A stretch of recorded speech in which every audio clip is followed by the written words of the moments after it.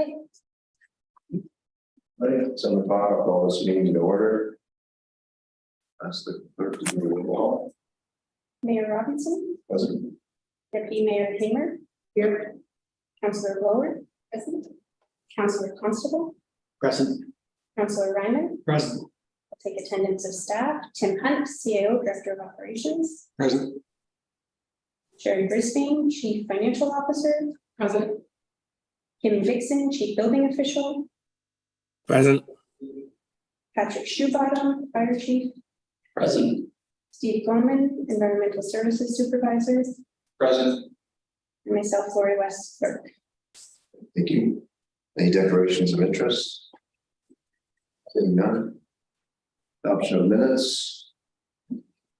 Moved by Councillor Ryman, second by Councillor Hamer, that the minutes of the committee council meeting held on November 16, 2022 be adopted as circulated. Discussion on the minutes. All those in favor? It's carried.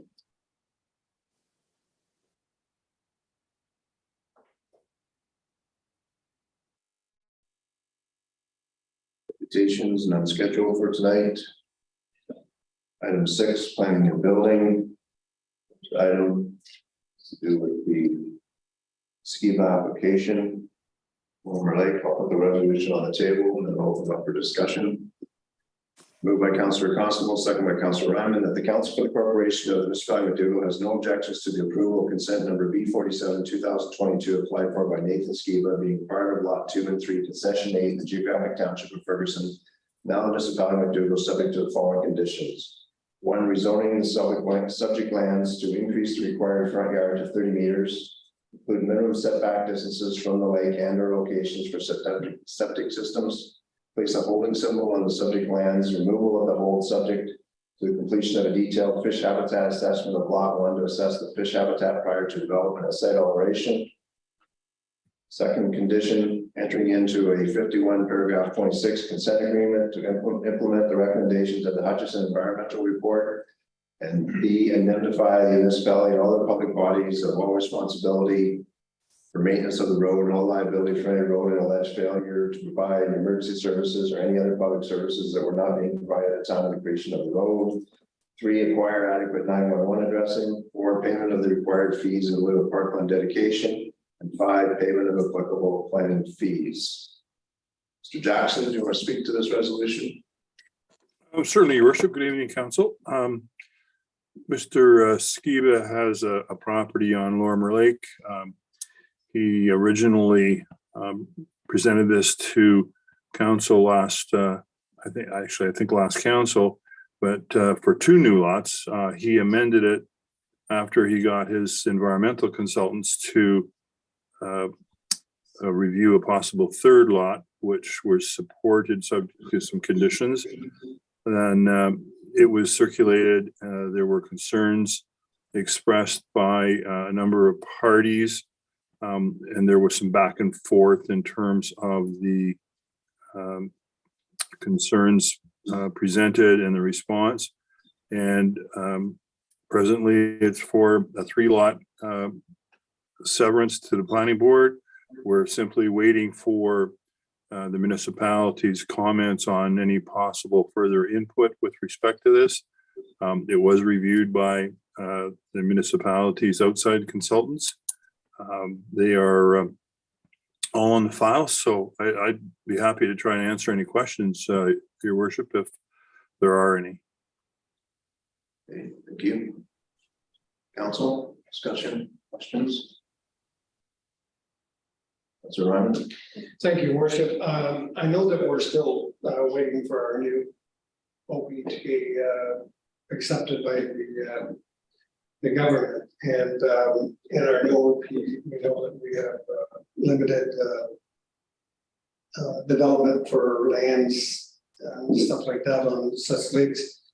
And I mean, this is it's a hard one, but I guess I would ask the question: do we have any choice, being the way our OP states right now?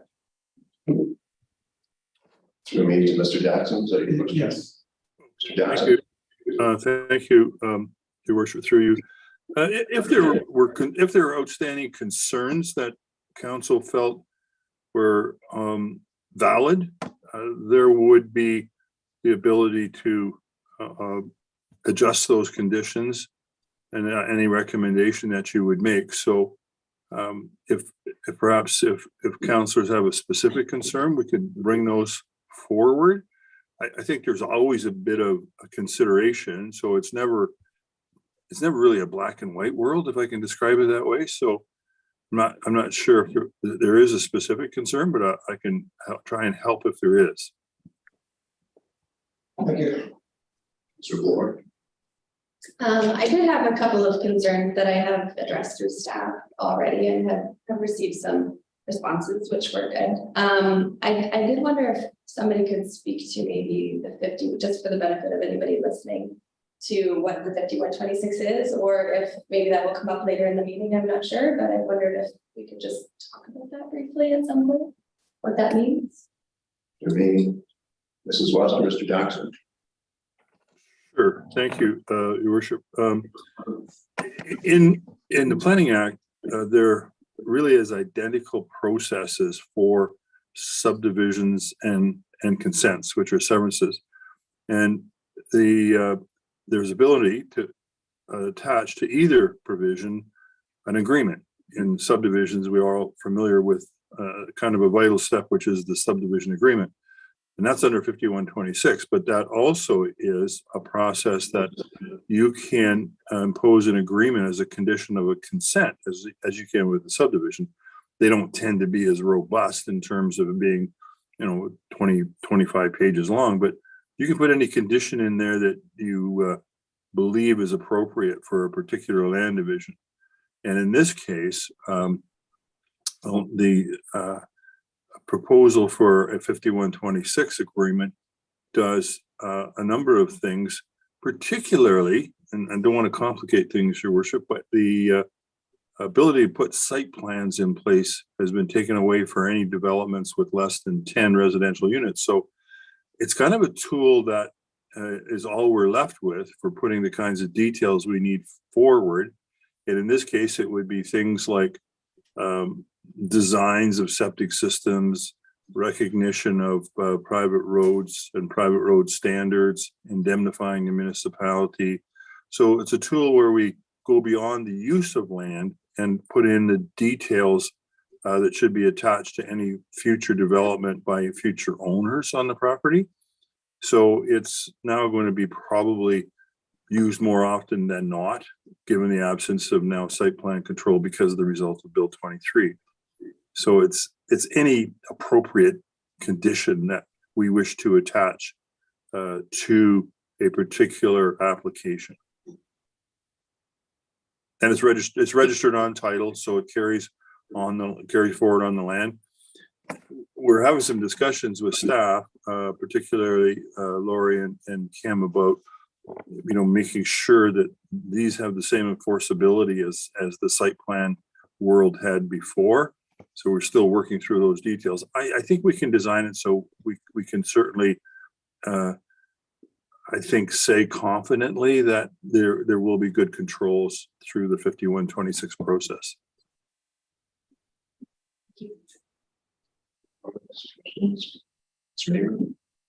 Yes, Mr. Jackson, how visible is the hold for future purchasers of the property?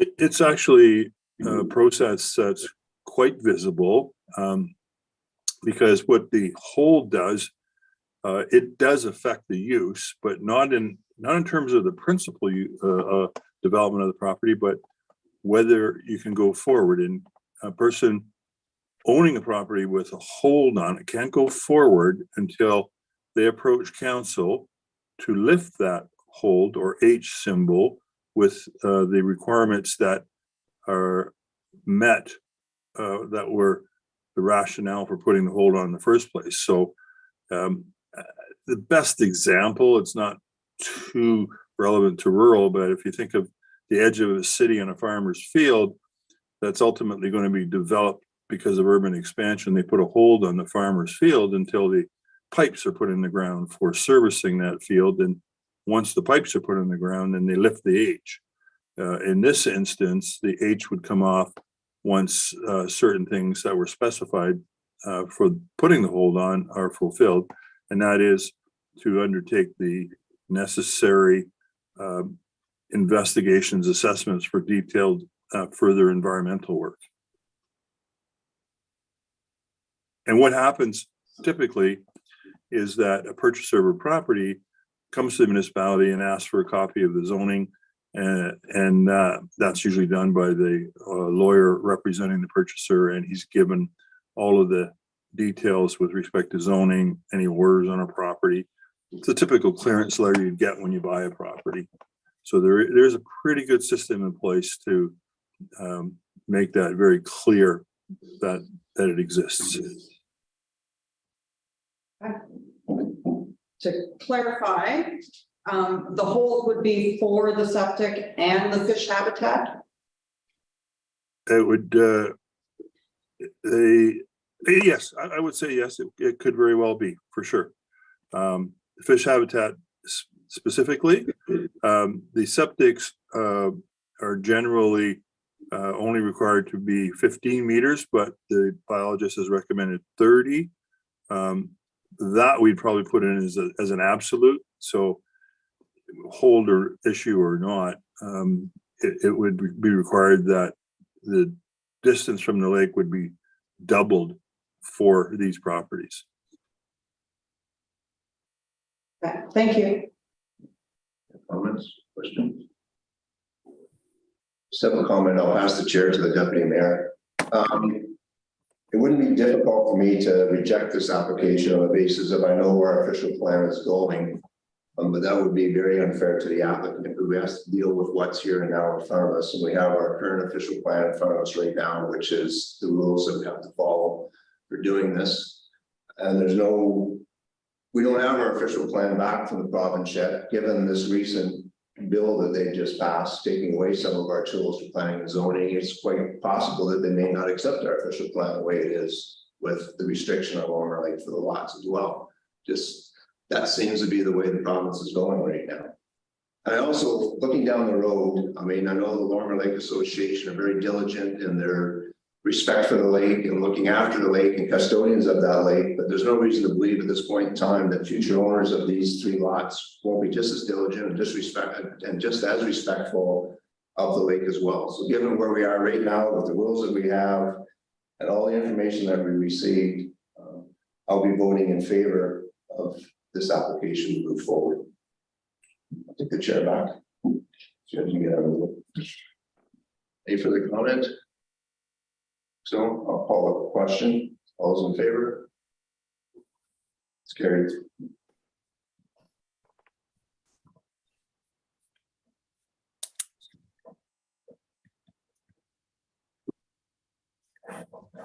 Item 6.2, report of the Director of Corporate Services. Bill 23, More Homes Built Faster Act. This is West. Thank you, Your Worship. This report was prepared for council because recently Bill 23, known as the More Homes Built Faster Act, received royal assent on November 28th. The bill provided a number of legislative changes with the goal of facilitating the construction of 1.5 million new homes by 2031 within the province of Ontario. The report prepared for council this evening highlights the significant amendments that may impact the municipality. Various amendments are made to Section 42 of the Planning Act with respect to parkland dedication requirements. Municipalities are required to allocate or spend 60% of parkland reserves annually. There's a freeze on parkland rates for 2 years following any planning approvals. Prior to the passing of any future parkland dedication bylaws, municipalities are required to develop a parks plan. Developers can identify land they intend to convey for parkland purposes, and if the municipality refuses to accept the developer may appeal to the Ontario Land Tribunal. Amendments to Section 41 of the Planning Act limits the use of site plan control to sites with 10 or more units. Architectural details and landscape design will be removed from the scope of site plan. This could have an impact where site plan control is used to protect lake health on new shoreline development. However, staff feel that the use of zoning bylaw amendments and section 5126 development agreements are planning tools that can be used in the absence of site plan control for this kind of development. Bill 23 permits land within settlement areas serviced by municipal water and sewer, up to 3 residential units. The only lands within the municipality of McDougall that might qualify are those properties connected to the Crawford septic system. And as council is aware, this is a septic bed rather than a sewer system, and the bed is currently at capacity and cannot support additional units. Bill 23 eliminates third-party appeals for minor variances and consents. This may reduce overall numbers of appeals and speed up some development processes. It may, however, also place more pressure on approval authorities. Staff will continue to keep council apprised as more information and the impacts of the legislative changes become available. Currently, we are recommending that council receive this report for information and that the development of a parks plan be included in the 2023 budget. Thank you. Questions? Councilor Ryman? Thank you, Your Worship. Just to note that I'm not in favor of Bill 23. I think it needs, as we hear in the news, and there's lots of opposition towards that, there needs to be a lot more work done to it in order to make it easier on the municipalities. I think it's too heavy-handed, and I don't think it's fair. There might be some municipalities that in the area that might be able to handle it, not around here. So I know there is resolutions floating around objecting the bill. If we do see a resolution coming away, I'll be in favor of rejecting it and having it go back for another meeting. Thank you. Your comments? Questions? So one question for whether it's Mrs. West or Mr. Dixon, I'm not sure. I know we've had some requests for additional living units. And we've been able to accommodate that in some of our zoning, but I think some of our waterfront zoning doesn't allow that. Does this supersede our zoning? Allow people to do that now, or is our zoning still hold up under this, Mr. Dixon? Yeah, so the way it works right now is the waterfront properties have been excluded from additional dwelling units. And the legislation, Bill 23, does not supersede that. It really only affects properties that are fully serviced, meaning urban residential properties, which we do not have in McDougall, other than the potential of the Crawford subdivision area. But as Ms. West already indicated, that system is at capacity. Okay, thank you. Questions? Mrs. West, your comment? Through your worship to Councillor Ryman's comment, the bill was released October 25th, and a very short commenting period to really get a full grasp of how it may impact the municipality. And they pushed it through the legislation very quickly. So unfortunately, that's why we're getting updated on it today rather than a few months ago at your first council.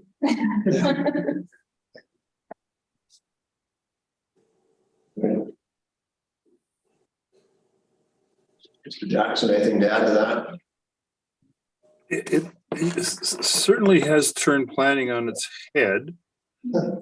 The biggest pushback is coming from urban municipalities that are going to find their inability to recoup what used to be called lot levies and are now development charges for housing developments that qualify. And those that qualify are ones that are determined to be affordable or attainable housing.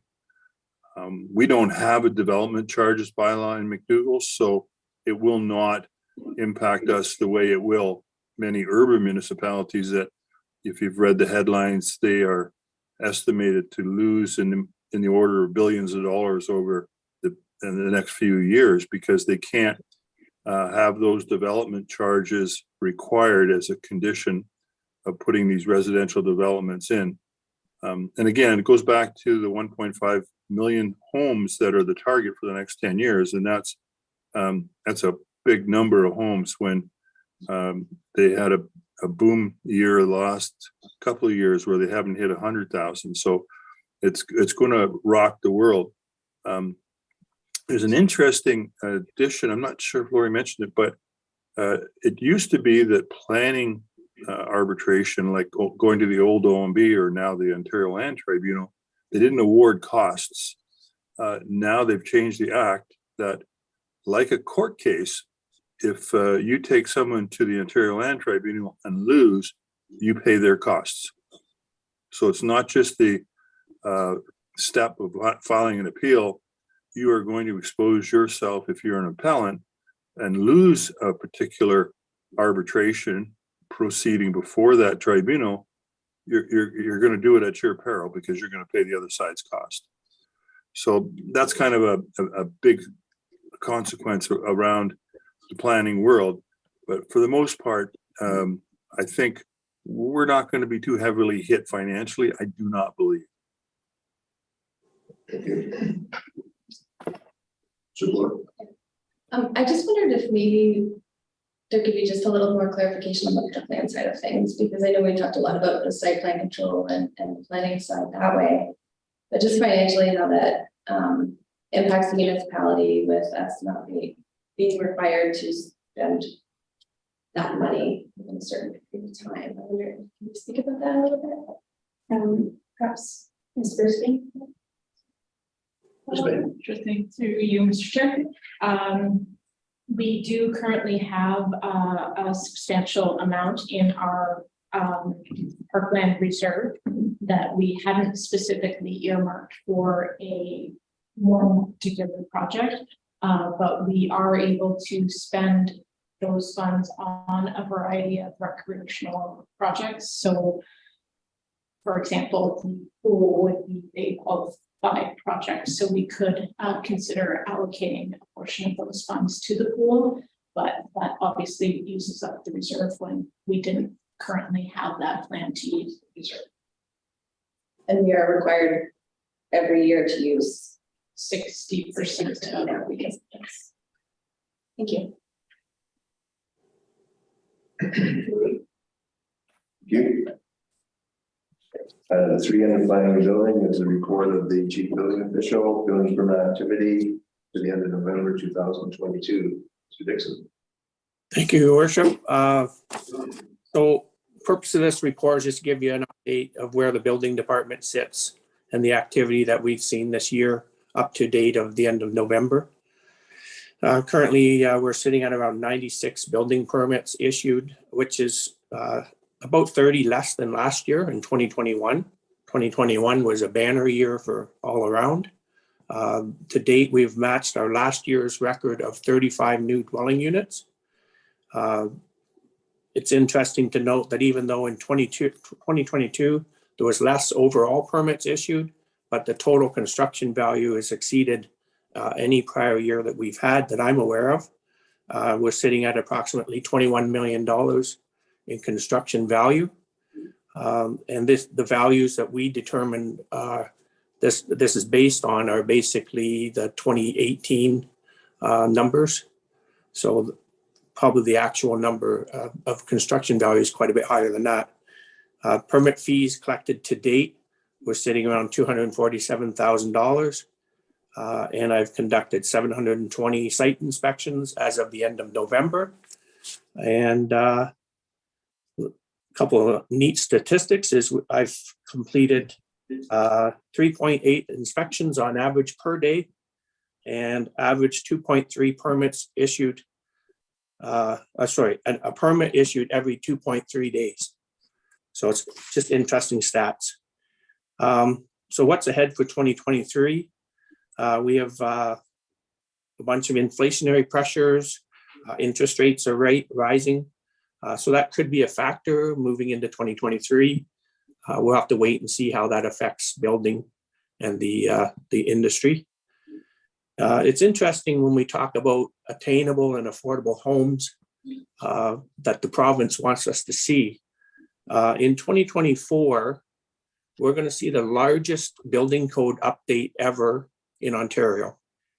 And when I go through some of the changes that are coming, it's going to greatly increase the cost of building a home. So while the province on one hand says we want attainable, affordable homes, on the other hand, they're making more and more legislation that's going to make it less attainable. So that's just my report. There's some fancy graphs there too. Take a look at that. Any questions? Thank you, Mr. Dixon. Questions or comments from council? We'll work on getting you up to 5 inspections per day.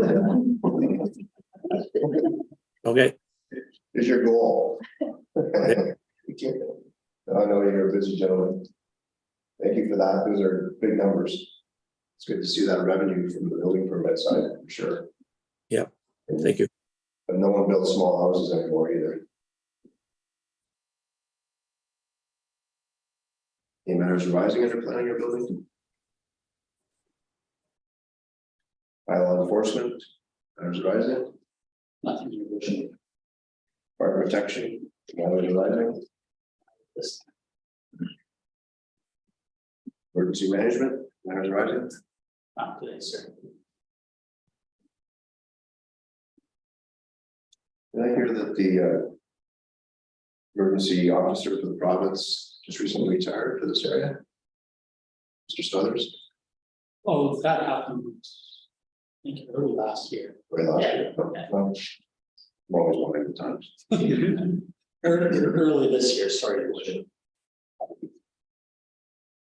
Recreation, matters arising? No, I said the MRC yet. Public Works, matters arising? Environment, management, item 2, report of the environmental services manager, Mr. Bowman, welcome. Thank you. Just reporting that it was in the landfill. It's been functioning well out there, and we've seen actually a lower flow this fall. We've had less precipitation. Seems to be strange. We had GHG on site to perform our last sampling event for the in preparation of the annual report for 2021, and we've been continuing to optimize the plant process. Things are going well.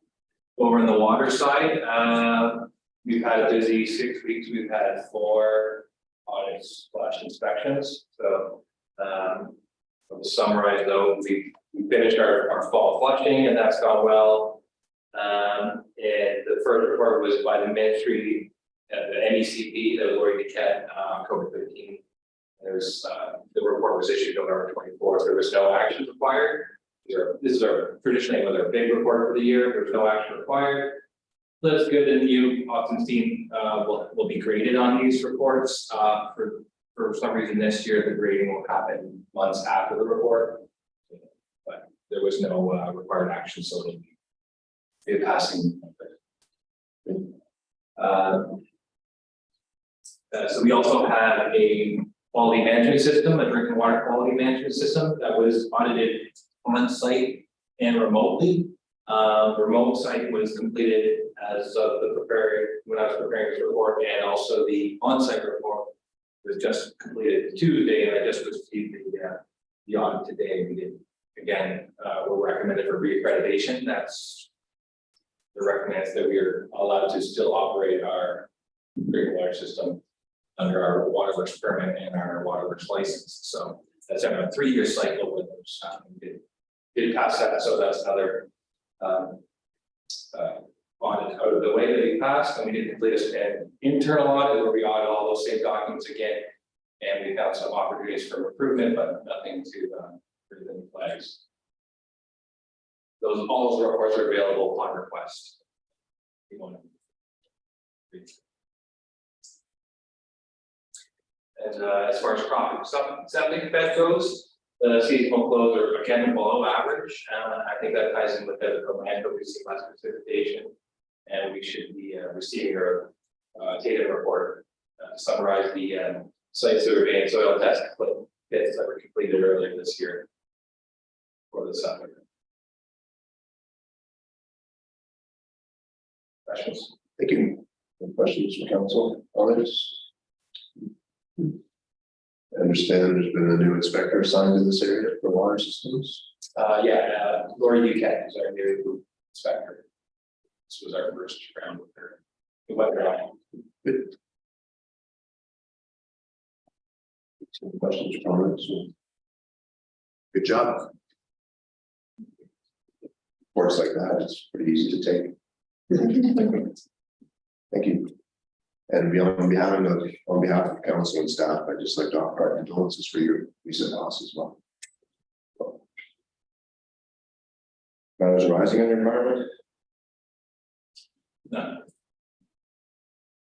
finance, accounts payable.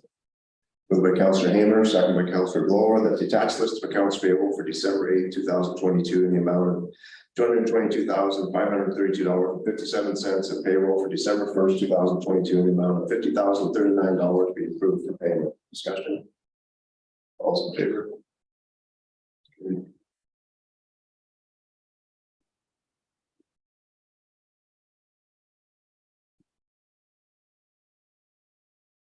$13.2, preliminary budget discussions.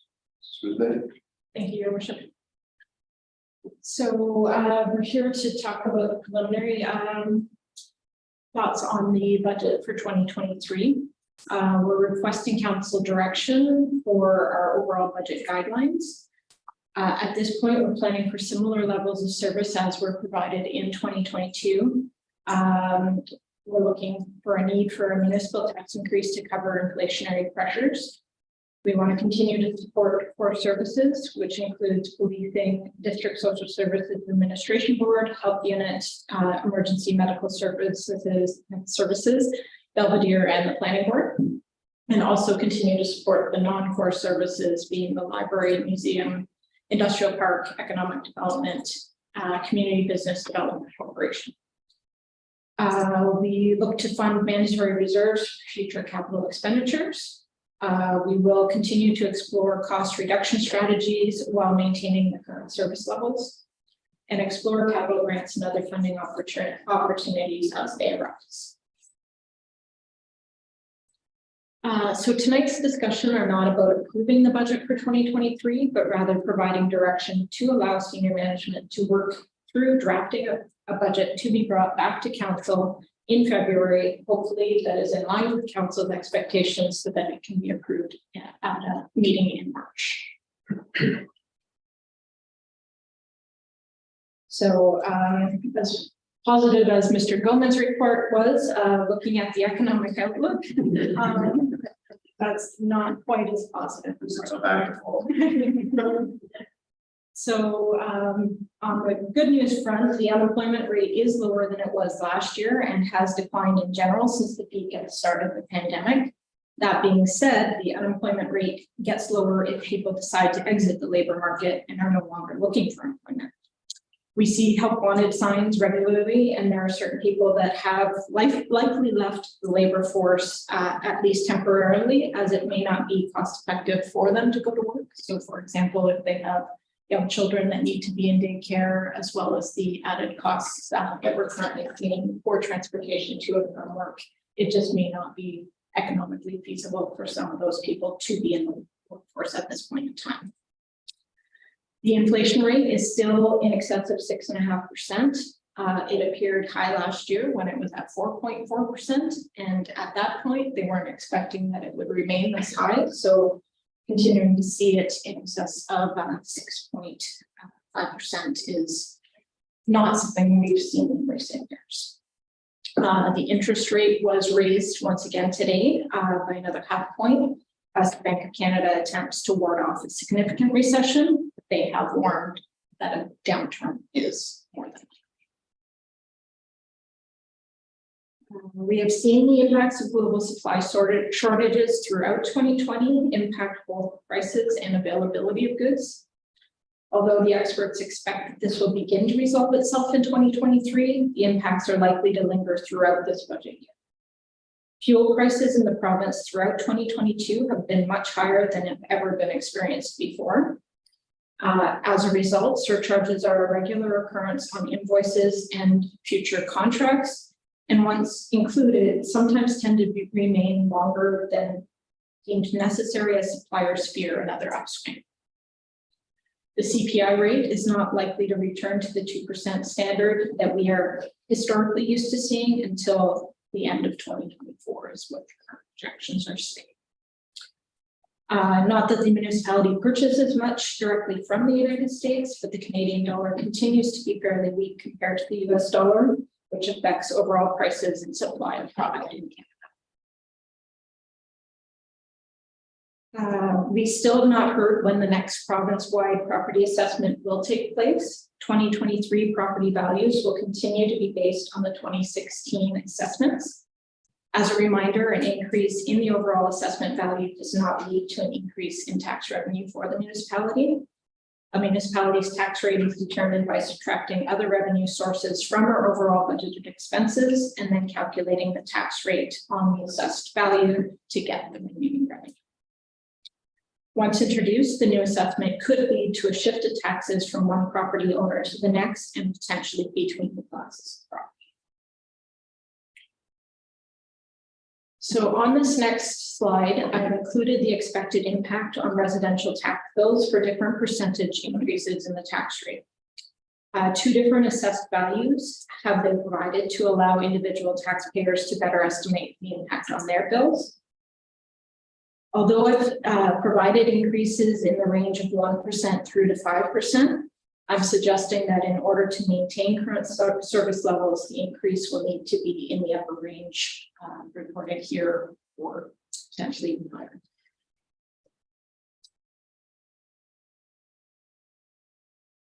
We have experienced some small growth in new assessment in 2022, which would lead to a very small overall increase in taxation revenue if the rate were otherwise left unchanged.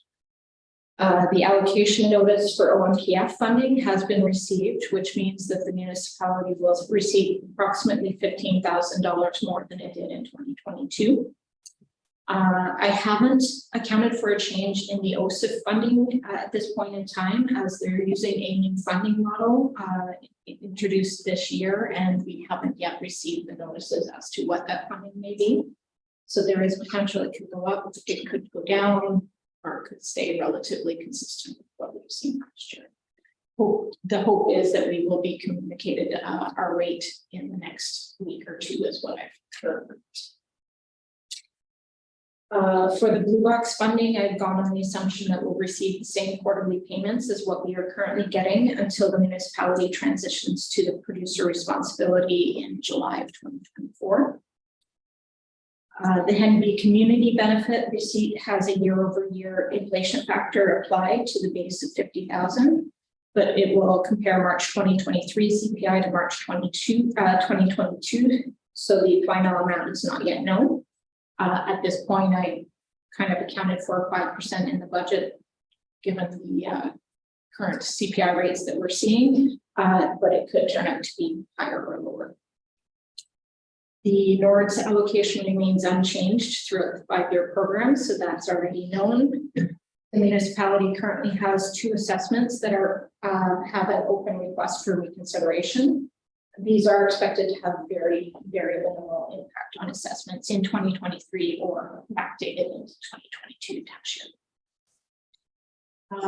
User rates will be brought forward at our future budget meeting to be discussed to see whether or not we want to make some changes to some of those. There are many trends in the current economic environment that are likely to lead to increases in various municipal expenses. That's the short thing. We're seeing various notices saying effective January 1st, there will be a 30% increase. Seeing other things come through with excess of 36% increases. Our insurance premiums last year were up around 20%, and most municipalities are seeing another 15% on their estimates for insurance in the current year. We are still waiting for the levy change announcements from a number of our service providers. The levy for land ambulance is expected to come in with a 5% increase.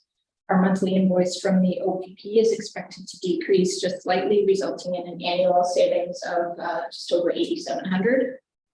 We have received cost increases, as mentioned, on insurance, internet services, dust control, line painting, drywall, recycling depot costs, etc.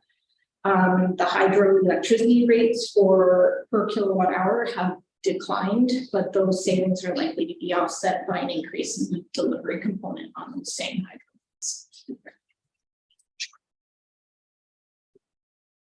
So the next graph, it includes the amounts paid in each of the last 10 years for our core service levies. For the most part, we're seeing a slow and steady increase over time.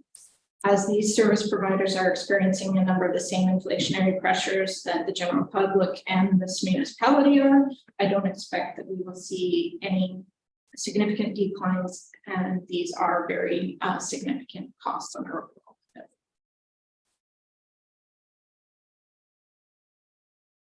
As mentioned earlier, the ongoing global supply issues and higher than normal inflation rates have led to the need to defer some of our 2022 capital projects. At a minimum, we'll be looking to carry forward 829,700 of these, but this figure could surpass 900,000 if some of the items orders are not received before the end of the year. So included on this slide was potentially not coming in before the end of the year was the 2,500 truck replacement that did just come in this week. So I've included a number of capital projects that have been suggested for inclusion in the 2023 capital budget. And there's some time allotted in tonight's agenda for council to provide further input. At this point, that concludes my formal presentation, but I'm happy to respond to any questions. Thank you. When you live in inflationary times, you're going to be subject to inflation. Just going around. Council, comments, questions? Not so much questions. You said there was time to add in, but is that the time now or is that? No, no. Yeah, but if council has any suggestions, I know staff keeps track of this the year leading up to this as we're doing it, but especially for the councilors given that opportunity, if there's some projects or something that you had in mind, we'll throw into the hat. You're not a councilor.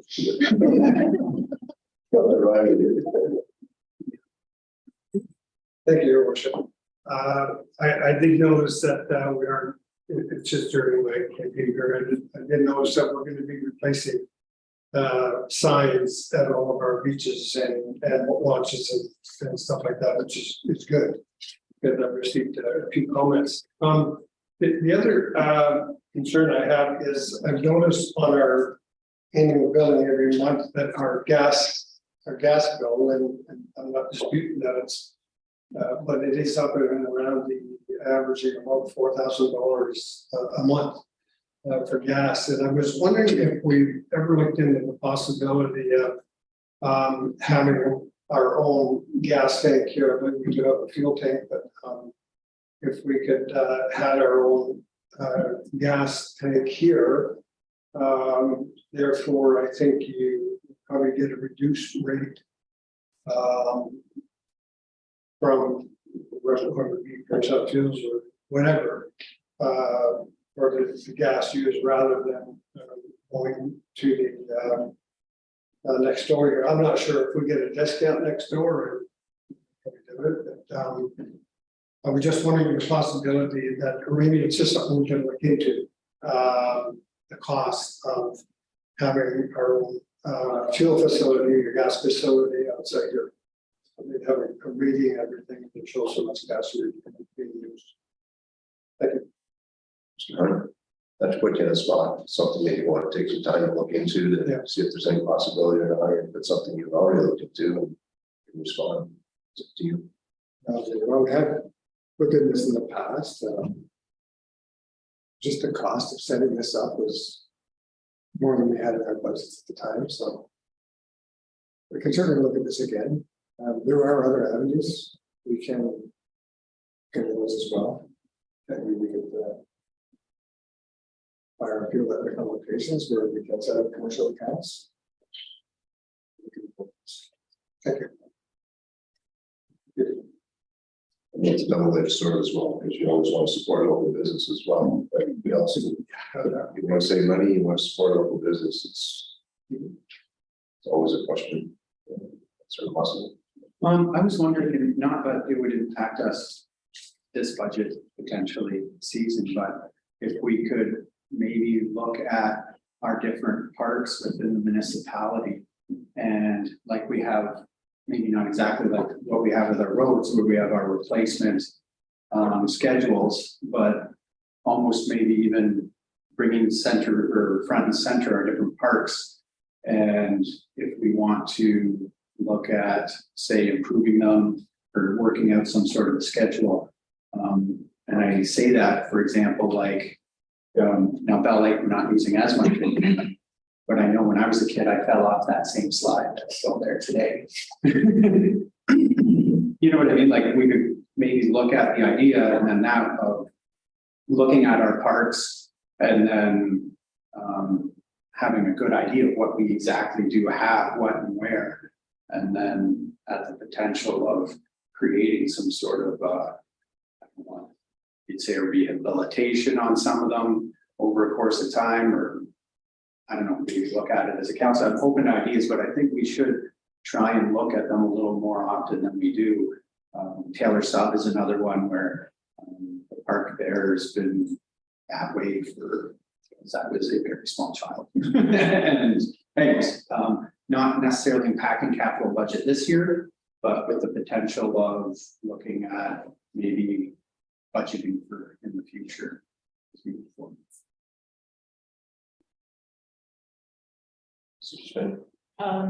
Just a quick comment, as Marie had mentioned, she is recommending we include a centric business and budget for the current year, so that would address a lot of those issues as well as the asset management.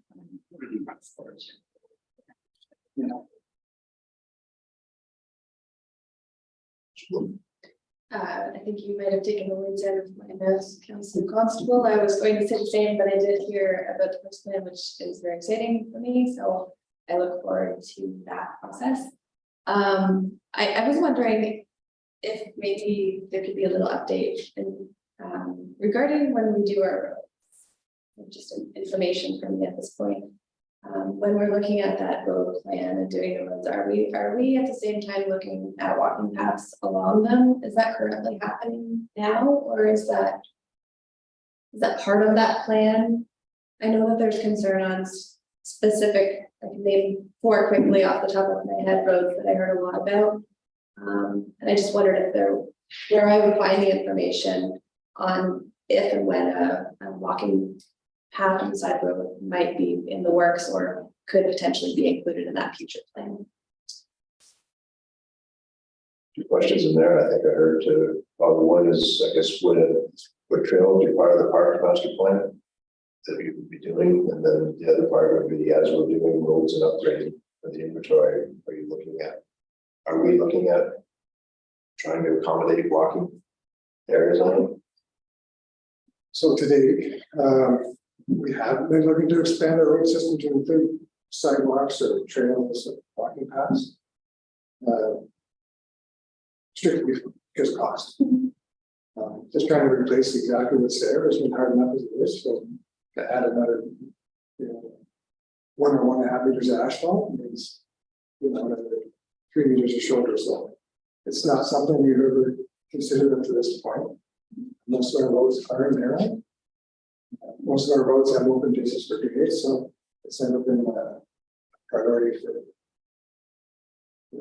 committing to looking at expanding those sort of things on our main roads. We do it with new development. The Big Sound was developed. I know it was incorporated into the developer's cost. And we did Ryder Drive. We did add to that developer's cost as well. So we do incorporate it within the development, but we don't incorporate it into the operational capital costs.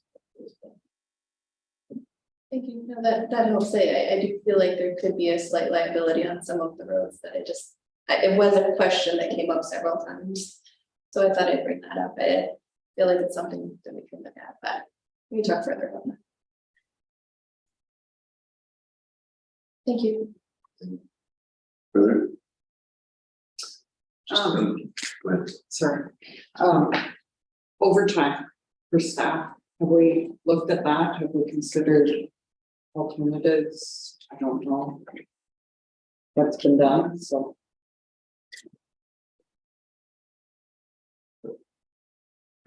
At this point, we've never had an issue with overtime, so that's taking our attention, so.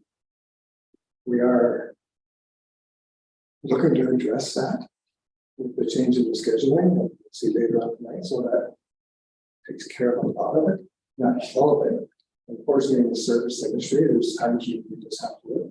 So those things happen. Some of our services require longer hours than others. We can certainly address overtime or reducing service. That's kind of what happens. We take overtime away or reduce the service. And if we don't want to reduce the service, then we have to try and figure out how to efficient staff. With the balancing point, right? Sometimes you might want to have extra 3 or 4 hours of particular service. But if it gets somebody part-time, it's hard to keep them in steady, so you try to justify full-time and bring it in, and it becomes cost. So, up to this point, the overall overtime municipality is a pretty minor part of our budgeting calculations, so just trying to address the free scheduling and stuff like that. And that's one of the reasons why you'll see some more scheduling opportunities. So, just to touch on the DSAT levy, at this time, we don't know what it's going to go up. I know it will go up. But we haven't had a meeting to discuss, obviously, the inflation issues surrounding it. So, but it was going to go up regardless after last budget. We knew that. So, and yes, there will be an increase in just as soon as I get an idea of it.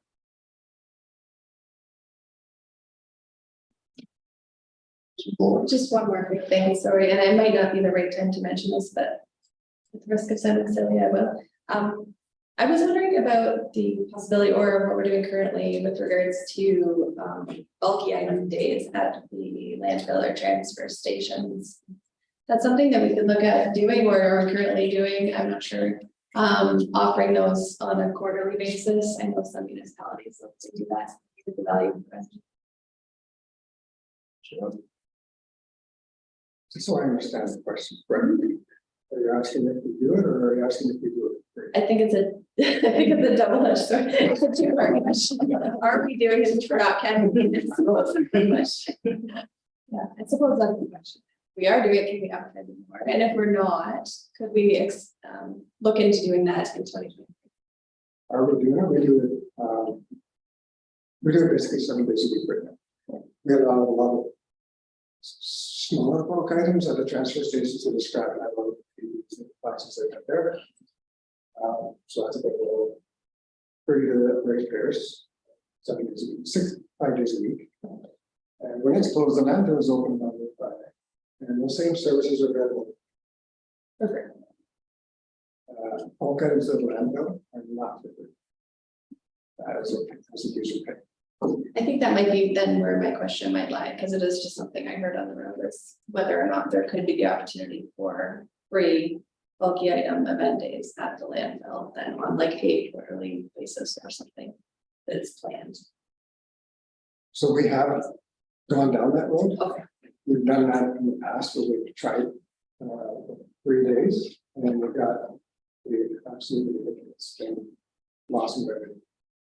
They went from a $30,000 loss in revenue almost as high as $60,000 some year. We were finding that not everybody, not all the bulky items were coming from people.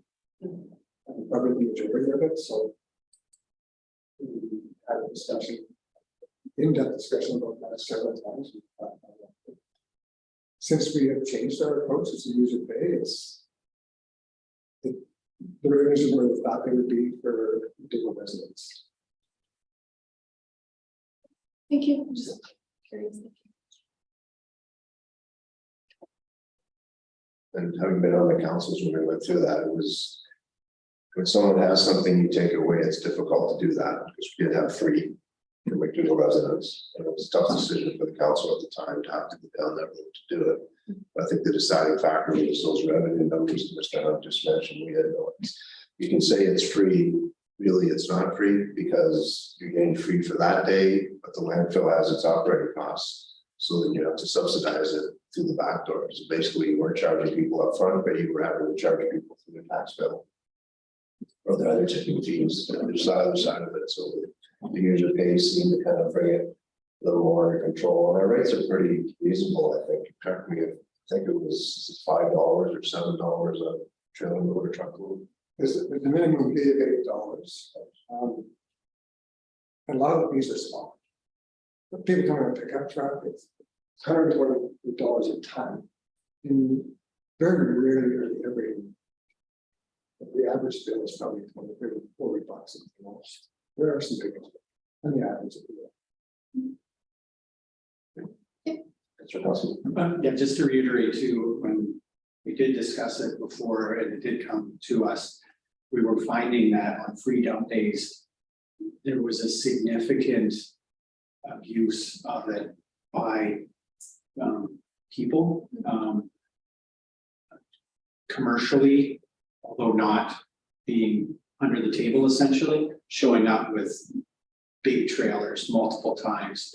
It became very challenging for the staff to police it, and there was really no check or balance to turn people away that were very clearly and obviously abusing it, and it was quite significant. Going up there on the free dump day, seeing it, it could get pretty bad some months. So There were times the landfill and the backup, the ones we had out.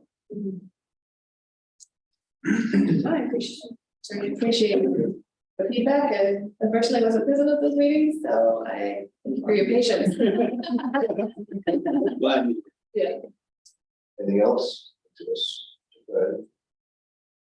CFO. Okay. Thank you.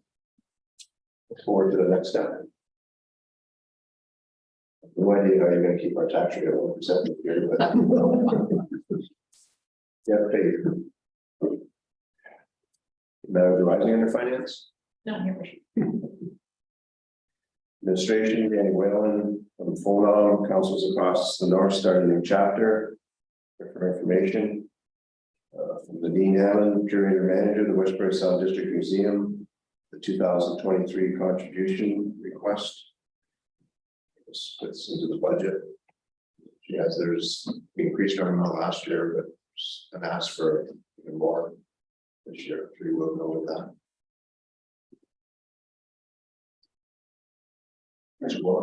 I was actually just gonna elaborate on that. I wondered if maybe for those of us that haven't been present in these budget meetings, can you provide us with, I have already asked her this question, but could you provide us with some information about what we've done in the past and if this is a big increase? So last year they came asking for an additional 5,000 cent, and correct me if I'm wrong, I'm pretty sure it was marketed as a one-time ask. So the increase that they've quoted, they indicated it was a 6% increase. It actually is an 8.1% increase over the 16,650 that we contributed in 2022. So since 2018, in 2018, we sent just over $10,600. So the increase to the end of 2022 is a 56.37% increase in those 5 years. If we move to the 18,000 requested in 2023, that would represent a 69% increase since 2018, for an average of 13.8% per year. 2022 saw 42.9% increase with the $5,000 additional one time. It gives background. Maybe send that out to council or an email. Yeah, it's supposed to be 150. Right now. I didn't think of it.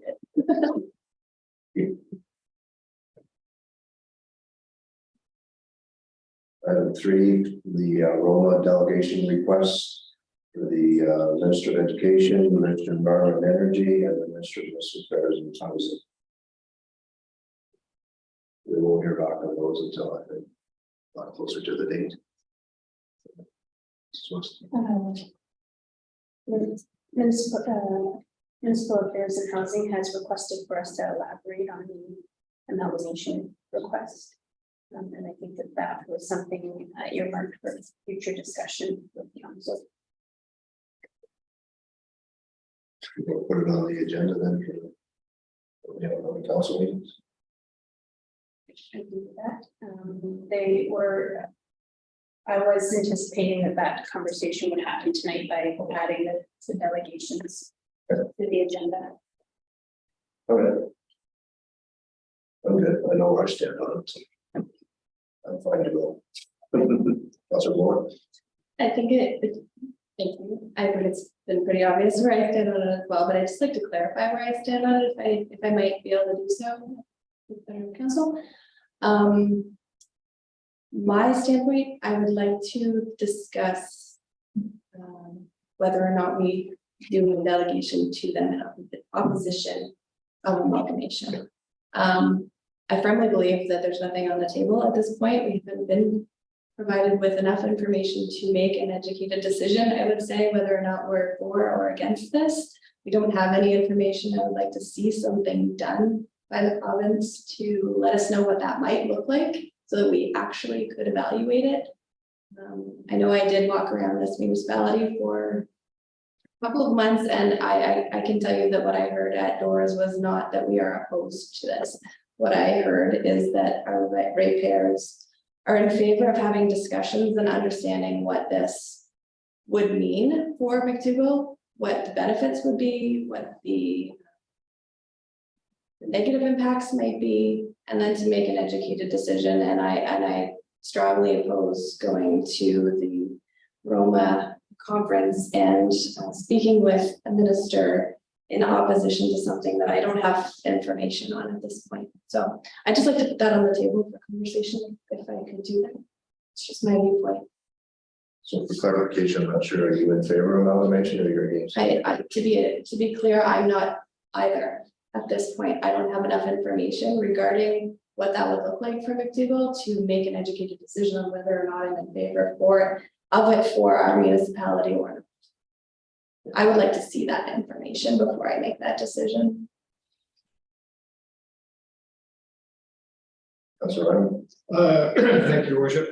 I know when we were at we did our missions at the golf course. Early on campus, I spoke on the amalgamations and problems that arose from it. I'm not for amalgamation. However, I can understand. I too did receive some feedback on the procedures of amalgamation through well during my travels on the campaign trip. And I basically did state my point that I'm not really for it, but I guess just to echo Councillor Lower's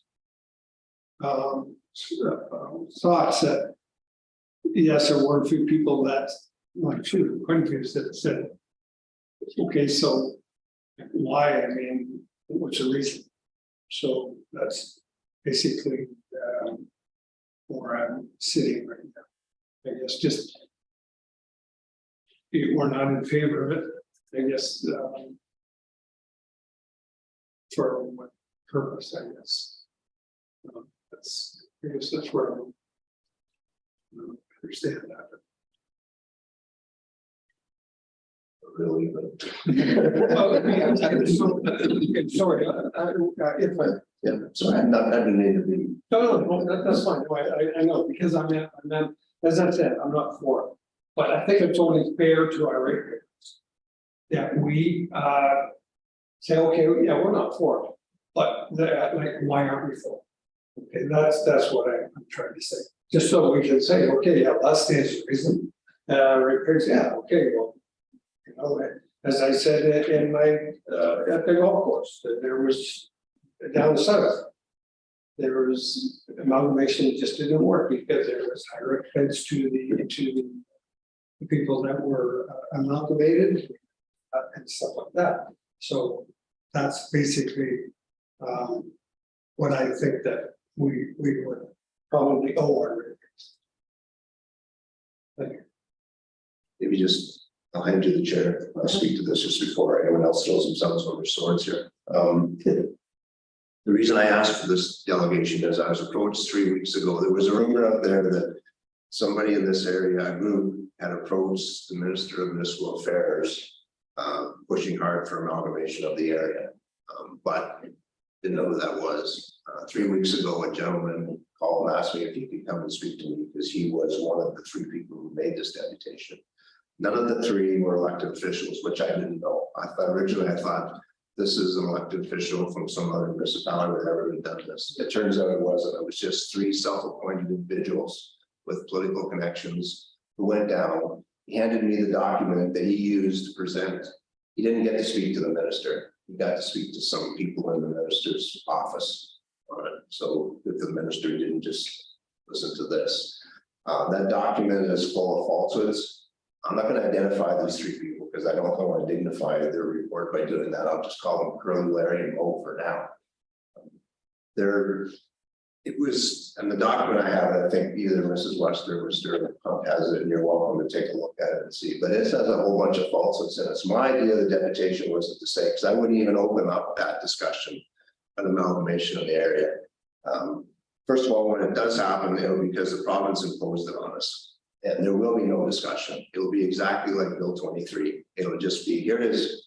It'll be left to the legislature with the majority at the time to do it. We'll have no input into it whatsoever. So if we don't have a little bit of input up front, we're never going to get a chance for input. We'll just be dealing with the fallout from doing it. But I think because of this document and the misinformation in it, I thought it prudent that someone should go and speak to the minister and say, you're not, whether you're talking about amalgamation in this area or not, we just want you to know this document that you were presented with is false. They showed for McDougall 2,000 homes that are being held up because we haven't amalgamated. 2,000 homes in McDougall. I'd like to know where those are, where and what developers being held up. And they had numbers like this, no background, no backup for these numbers whatsoever. There's some other falses in there. There's they had examples of organizations in the area that are dysfunctional. One of them was the DSAP. It's like, because of amalgamation, the DSAP is dysfunctional. That doesn't make any sense either. So there was all that kind of false information in this document. So that's why I wanted this deputation, was just clear the air and to say, don't listen to these 3 self-appointed people only. Either they have every right in the world to go in and do it, although they should be held accountable for the accuracy of their document. But I think someone needs to speak to the ministry staff to say, we know you received this.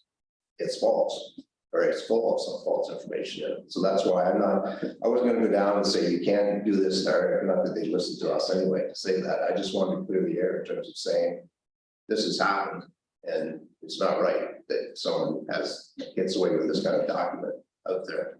So that's why I made that recommendation for that deputation. Councillor Galore.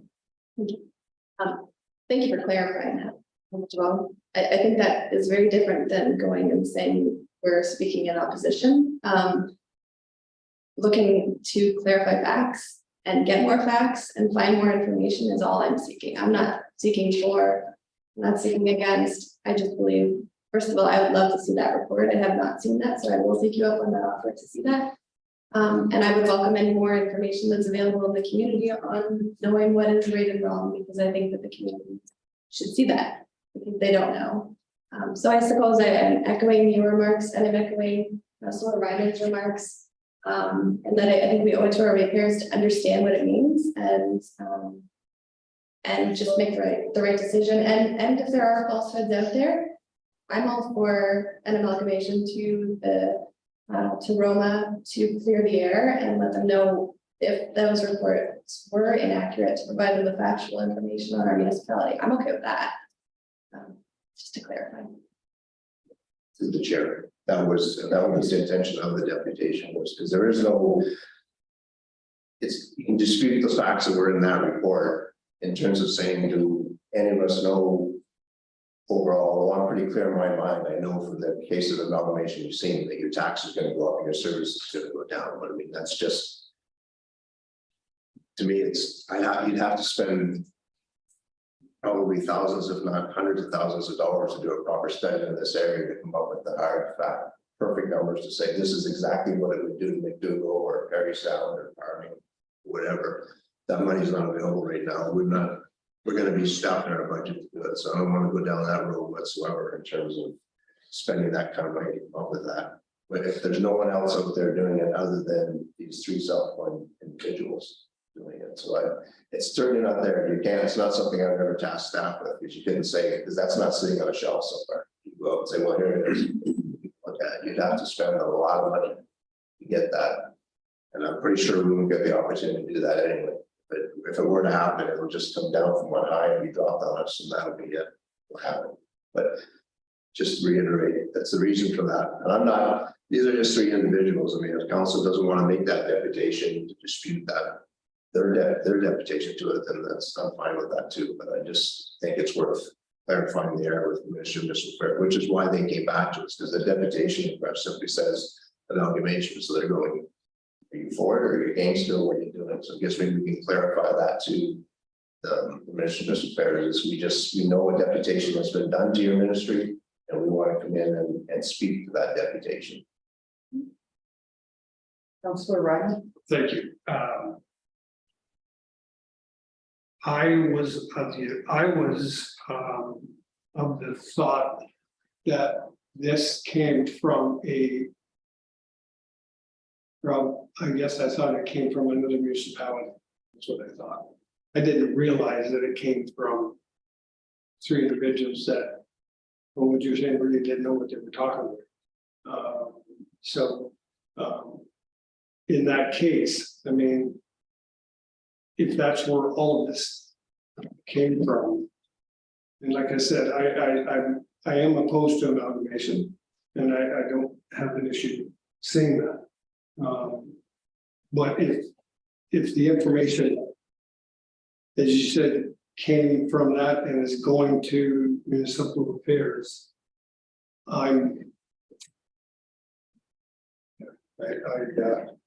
that's what they can do. I don't like that. I'll put it over. We haven't had no real, we've heard it from the ratepayers, and I know what I'm, but nothing from our ratepayers has went to the government or anything like that. So we're gonna leave it at that. But I would, yeah, if it's coming from there, then I would definitely speak in opposition if it's coming from a group of them. Thank you. I'll take the chair. Okay. I'm done talking. I know for myself, I know there are people or ratepayers out there that are interested in knowing more about it. And I campaigned with the idea that I don't support it. And also too, I'm not personally interested in starting the conversations, clearing the air, definitely, but I don't feel that our area is even close to having those conversations on any intellectual level. After seeing how things have moved forward and how things have been, I guess I'll put it differently. The political landscape is nowhere near close to have any sort of a good conversation. Having said that, I do feel very strongly that we do need to work with our our municipal partners as best we can and try and lead by example as best we can. Yeah, I think we should just keep moving forward with what we've been doing and once again, just be a leader amongst the leaders with our partners. And yeah. I think everybody said everything. All right, so, Councilor Lowe. Just because I started this off, I wouldn't mind finishing. I just wanted to reiterate, I am not necessarily in favor of amalgamation. I do see its benefits, but I also see that its cons, and I am simply requesting not an opposition. I just to reiterate, I do appreciate either not delegating at all, or if we do, just providing factual information and letting the province know that if it is going to be forced upon us at some point, include us in this conversation. It's really all I'm saying.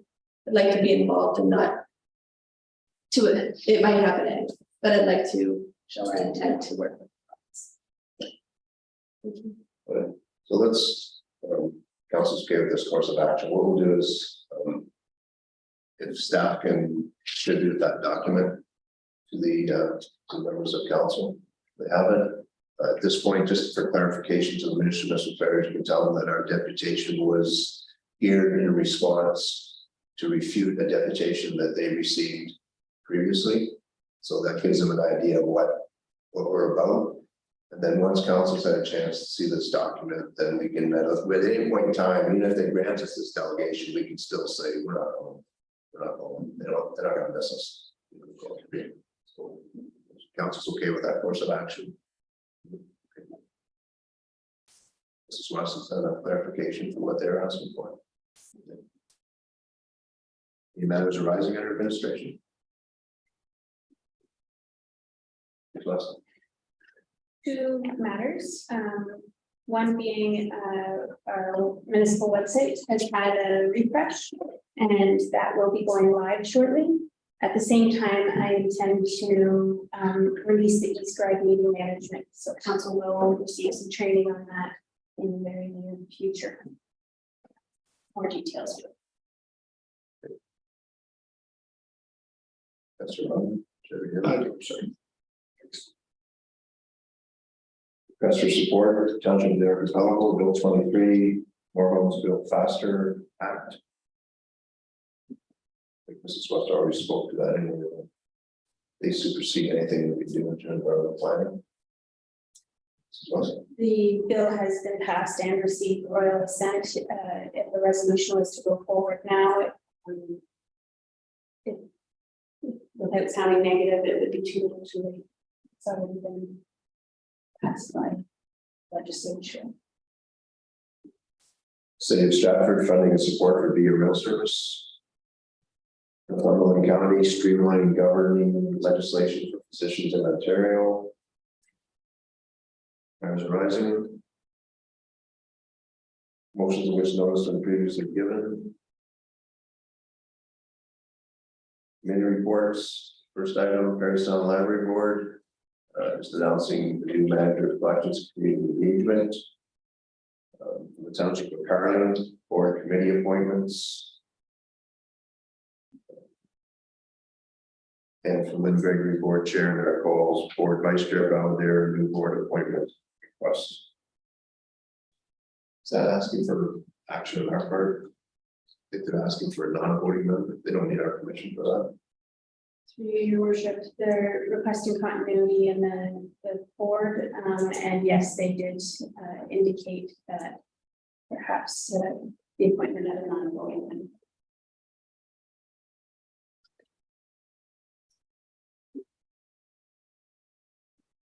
I'll speak to it. I mean, that's a pretty large board as it is. From there with a lot of things to do, having more people at the table who don't have a vote anyway doesn't make a lot of sense to me. That board was set up by legislation, as the home was set up by legislation. I would rather not. My personal idea of this would be that we don't dabble with that legislation or that board makeup. Just leave it as per the legislation. Anyone else have any opinion? So which board is that? No, there, Oh, yeah. Okay. I wouldn't mess with that. I agree with you. that's your board. I just had a question, sorry, I heard the term non-voting member, but I think it actually says non-council member.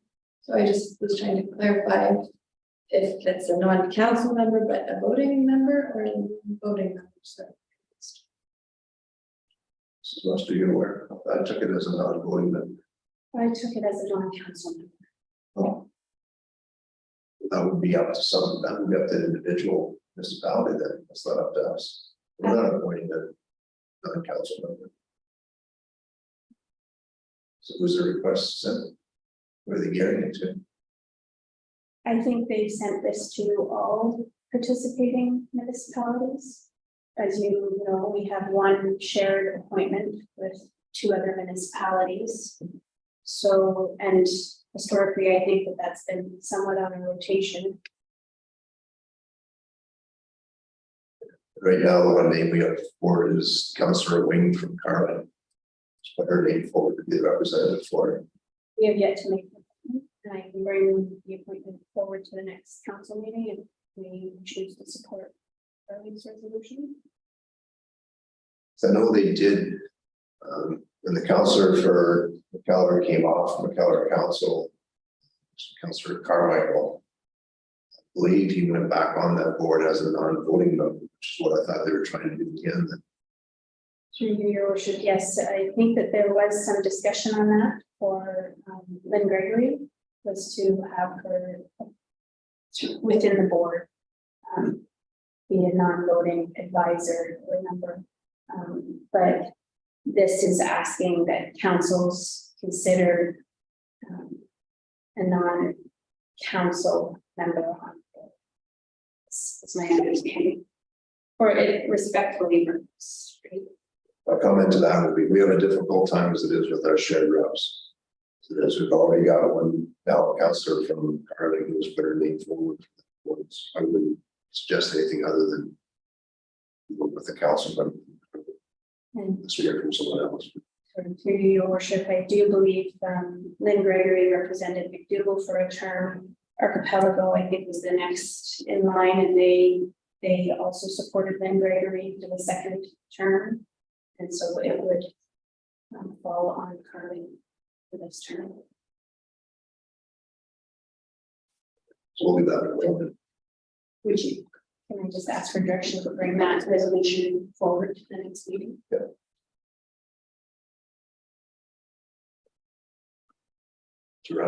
Thank you, we're still under committee reports. Yep. If I could, I did have a library board meeting this morning, my first one.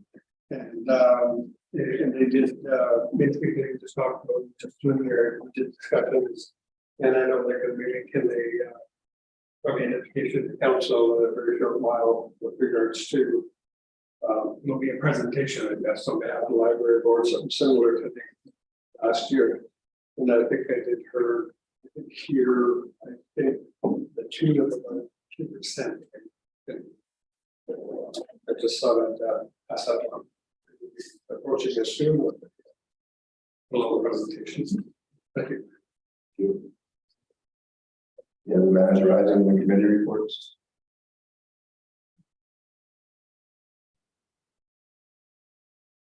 There will be some decision making soon, obviously, because we have, I think at this point, 3 candidates for 2, just for 1 spot on the EMS. And I think we just have 2 candidates for the 7.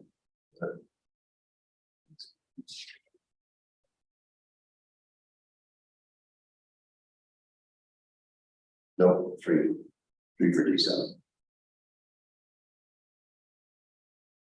So there's gonna have to be some discussion between municipalities in terms of starting this out. Anyway, I'll call my counterparts. I have that discussion. That's something.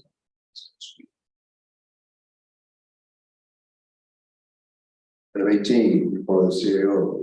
Mr. Hunt. Thank you, worship. To Mr. Goldman, Mr. Schubon, don't feel like you have to stay if you don't want to. You're right. Yeah. Yes.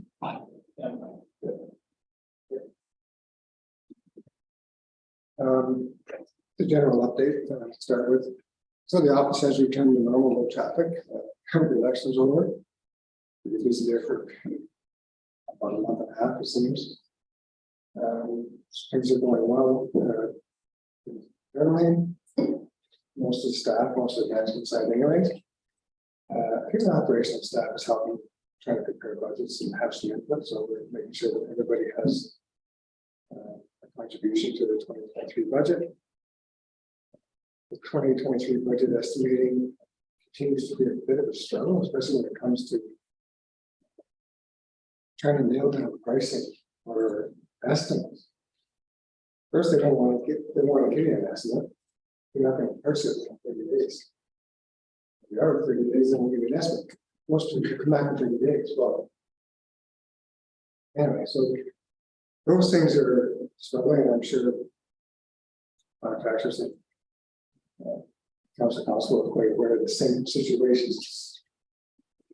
Trying to figure out what things are going to cost in 6 months or 8 months or 9 months. Become almost, it's ridiculous.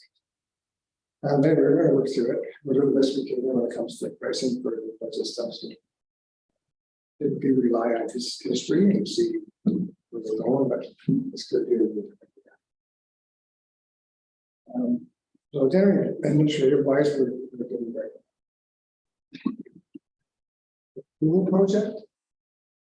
So our MP was released from our RFP for an architectural firm to be hired and start work on designing, costing, planning out in the pool for the area. That is underway. The first round of submissions is complete with 5 bidders qualifying to make presentations to the steering committee. Those presentations happened on Monday. So we're going through the process of scoring that, getting it down and getting it to a point where we will definitely have a recommendation for the fiscal service board on December 14th. So that'll be coming to the board shortly.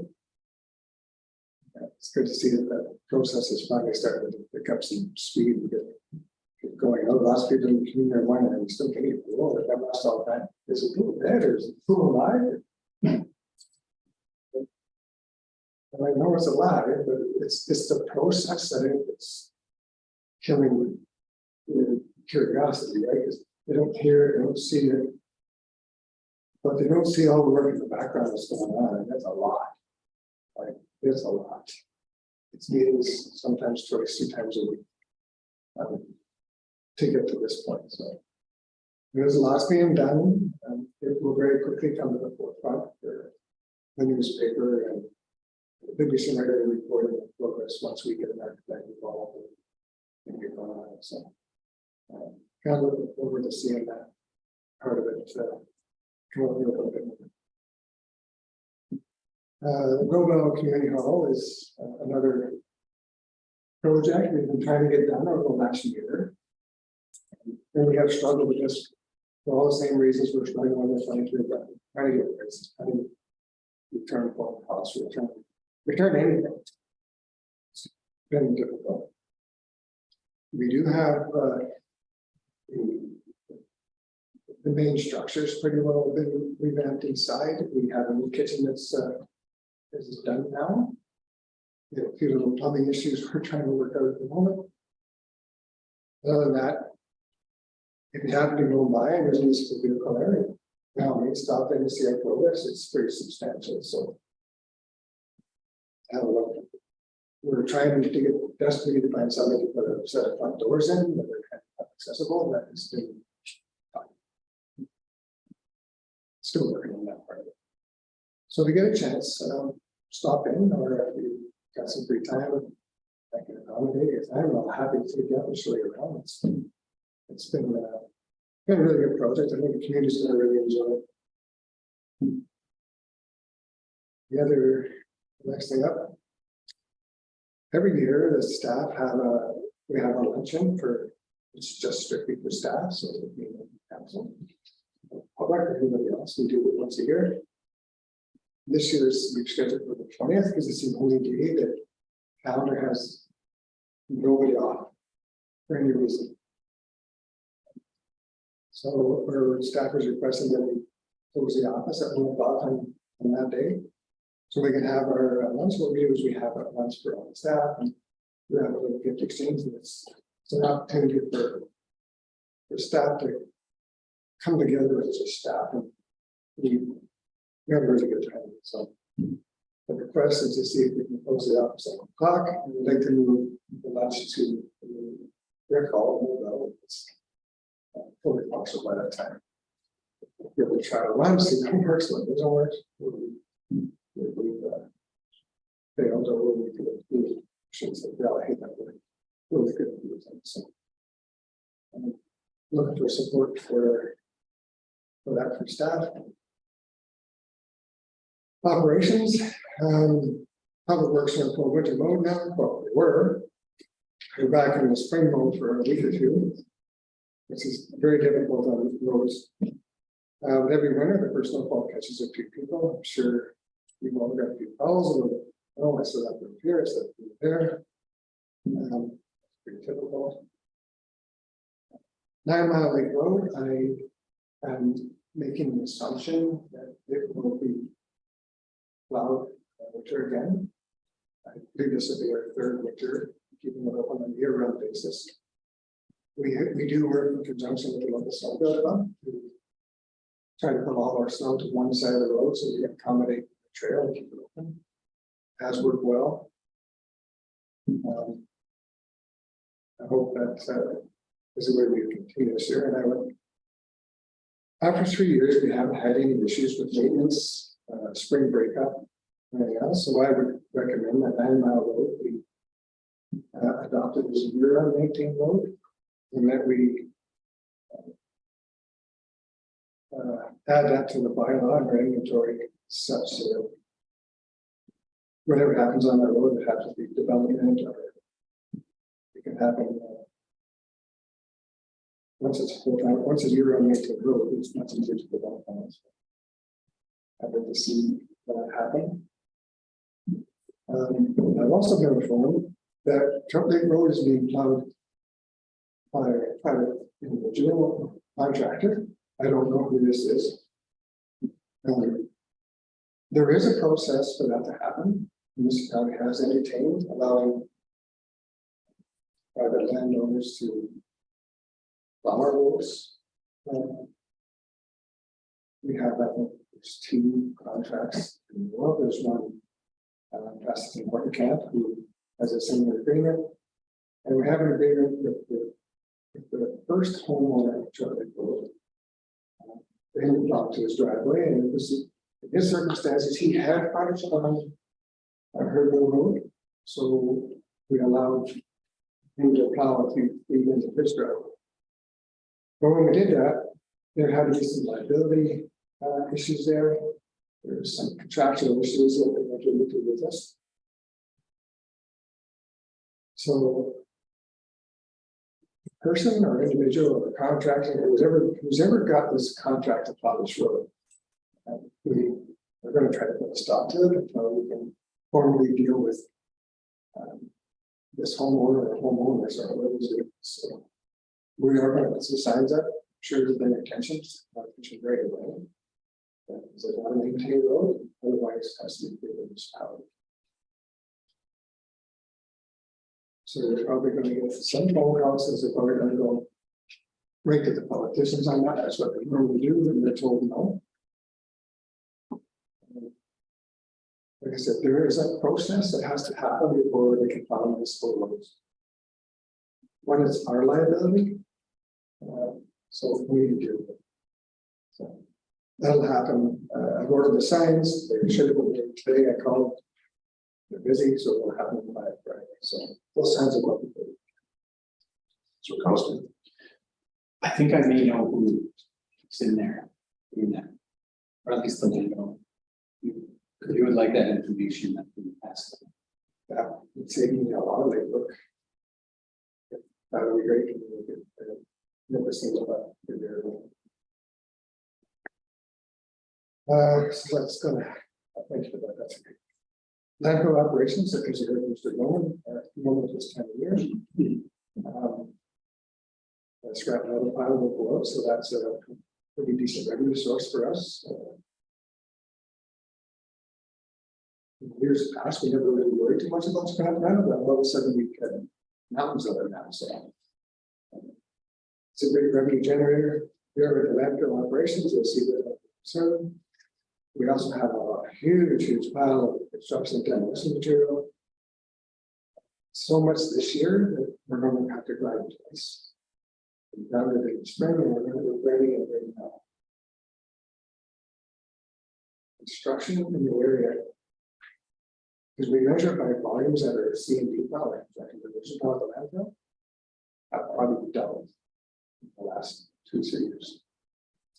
It's so much more construction material, waste construction materials we get. And so just to understand, those construction damage materials is key to keeping our landfill costs per cover as low as possible. Because without what we do is we chip it, without the chips from the CD ball, we have to buy some. So this is a great resource for us for operating the landfill and keep the costs as low as possible. The last thing in my list is Just before we get to that, so is council okay with the request for the Christmas hours for the Christmas party? I think it's great. Thank you to staff for your work all year. I think it's perfect. I love that you're using, you're right. It'd be great to be able to see if there's any deficiencies before you start running. I just wondered if maybe, I'm assuming that there's consideration for putting a sign on the door or notes on the website. Yeah, that's all. Communicating where they show up. absolutely. So you take it as drive through, it's okay for those hours for the other staff. Okay. Good. We also request, your worship, direction on whether to keep 9 Mile Lake year round in Canada.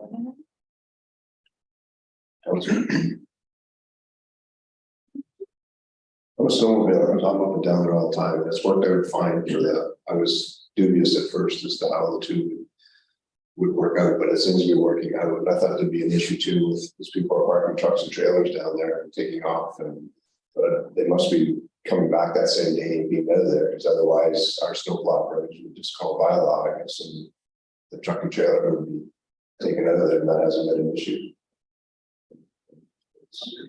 I think it's working out.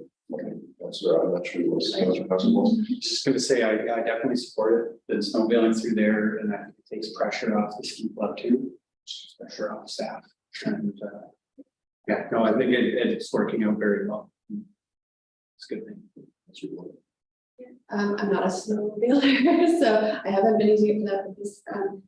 The only question I had, and it's an easy one, is it's not setting a precedence and for any other roads or anything like that to do this year-round maintenance or anything like that. That would be my only question. We would handle each request one at a time, but unfortunately, we're not a court of law, so when we do something, we're not setting precedents, we have to stick to other legally, other than someone could say you did it there, you should have to do it there, That's my opinion. not too many. Can't think of another one that was that situation that needs to be posed and as part of a snow system. So I think we're over at that. That's your question. I think it'd be a little different too, because we have a facility at the end of that as well, right? So we're really just servicing our own facility, so yeah. I think we should be okay. So take it as direction. Okay with that. So we'll bring the bylaw for that to within that. The question I did have just before we get to that last one, but on the Trail Lake Road, I know there's an issue if our road is not up to a certain standard. And someone plows in the winter, the frost gets down through and there's a lot of damage to it. Is that a concern at Trail Lake? Well, it could be, that's why, two of the agreements we have, any damages caused by that use, that landowner is responsible. He has to go back up to the same location it was before. So relook at the first piece of traffic, these are really good, it's perfect. So, well, at the end of that road, let's see, the camp. It's really good, first thing in the spring, he keeps it graded, it's some gravel here, that needs it, the damage is done, so. Those are the things that we need to address with this individual too. He didn't enter into an agreement or he needs to step out. Process will go back on. That was really one concern that you're addressing. I'm sorry, Councilor Rowan. Thank you, worship. Just, I know, I think you said it is signed.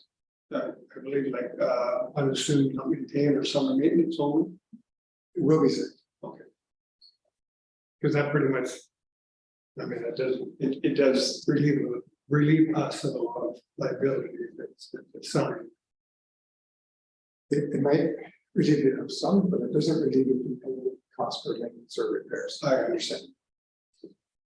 Thank you.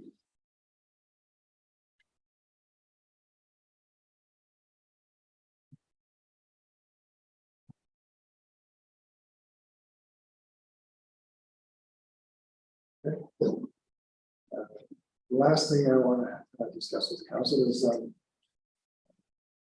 it's a staff request. We've had lots of meetings. I've beat this around for about a year and a half now. COVID brought this up. So after months of multiple attempts to find ways to attempt to justify the work week, schedule staff meetings. Anyway, we've come to what we think is a reasonable solution to kind of address some of the overtime, some of the mental health.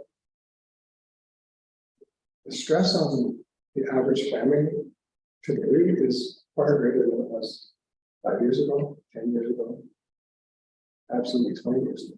So I've been reading report after report, this pattern to this about how they deal with it, how do they change their hours, how do they make it better and easier for families to cope with time.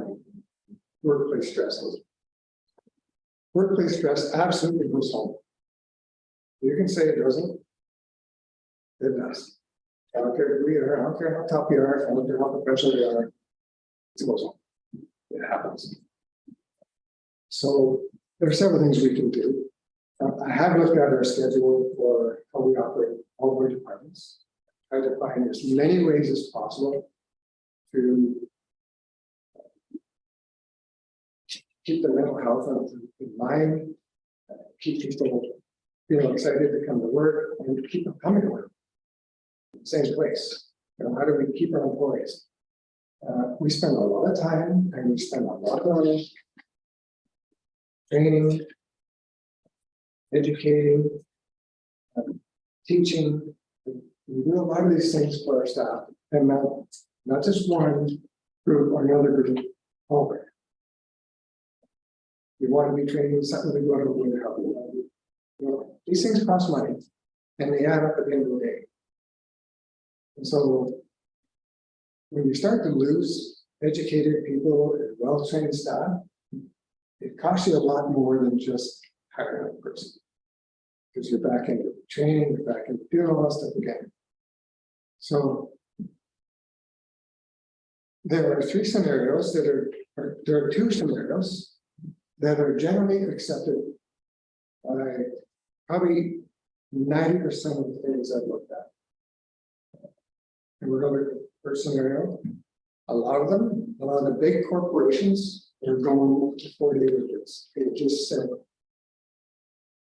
you know, the 5-day work week, you know, like I said, the industrial resolution brought the 5-day work week. That's what it came from.